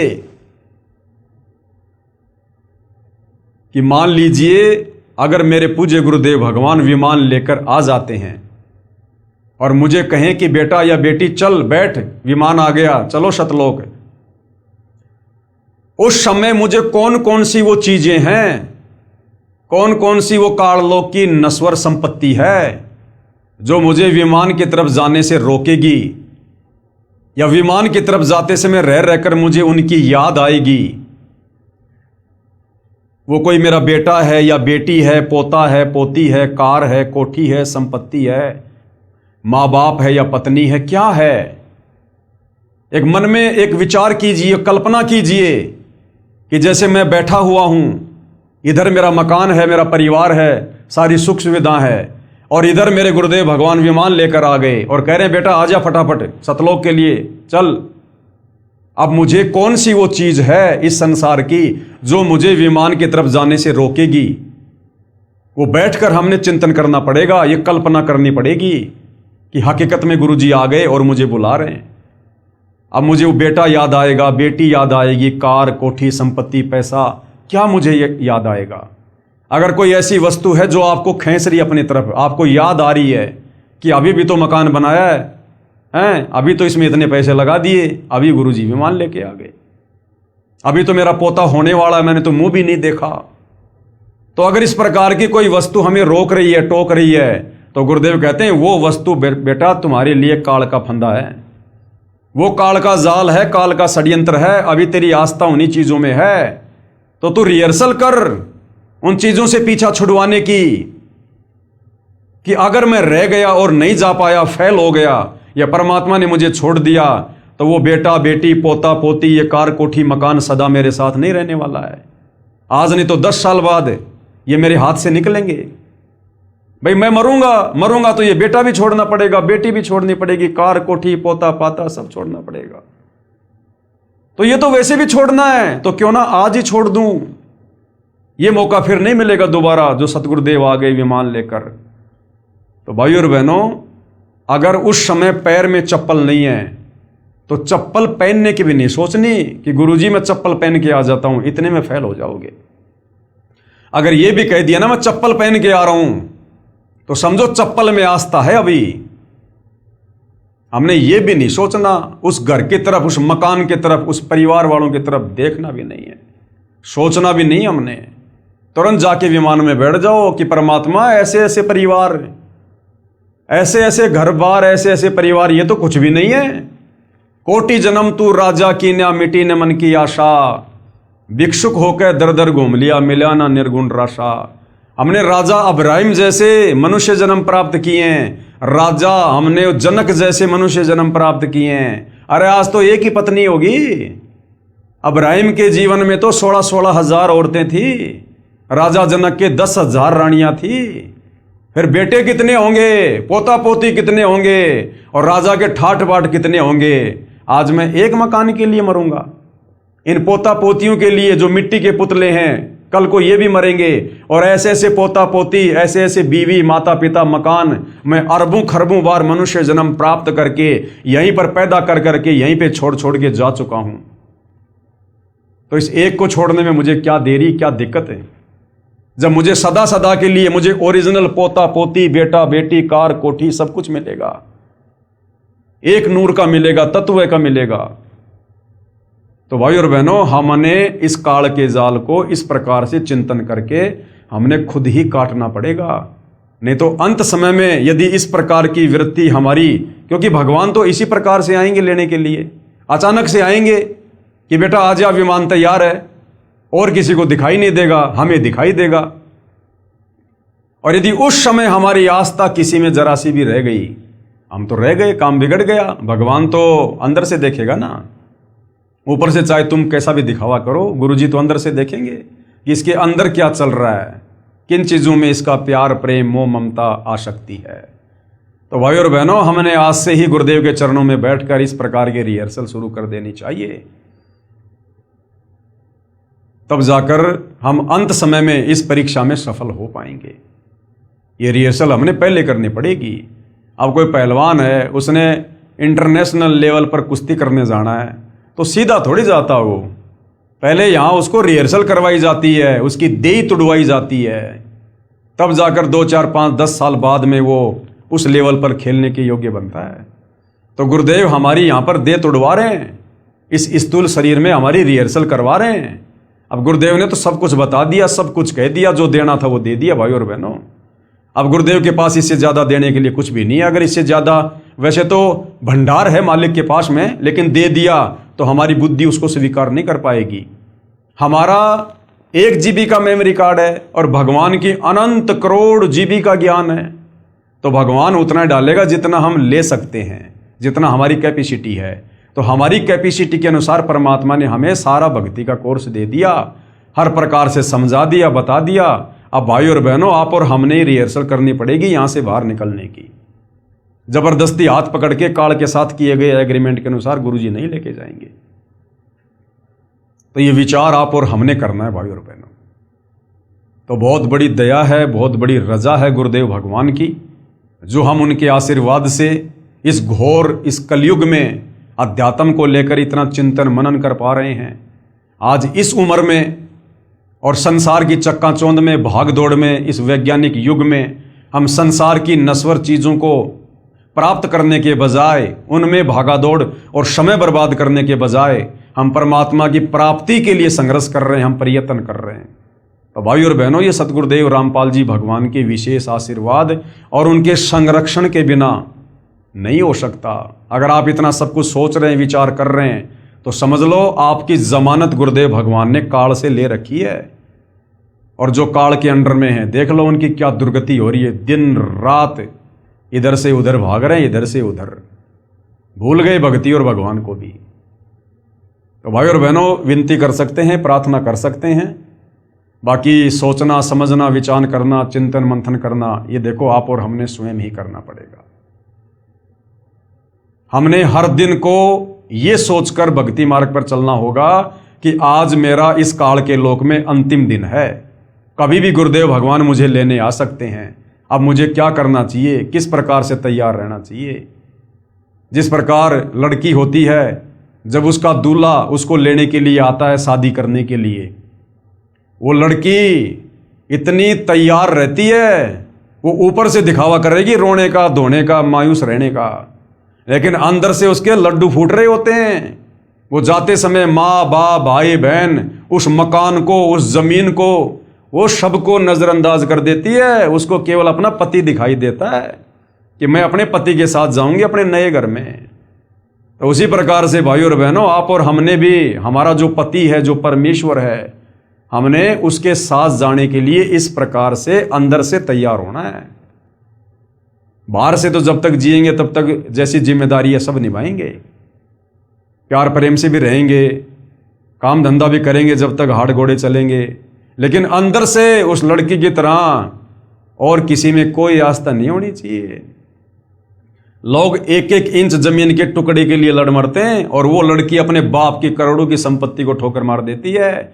एक पल भी नहीं सोचती वो कि मेरा हिस्सा, उसको याद भी नहीं आता।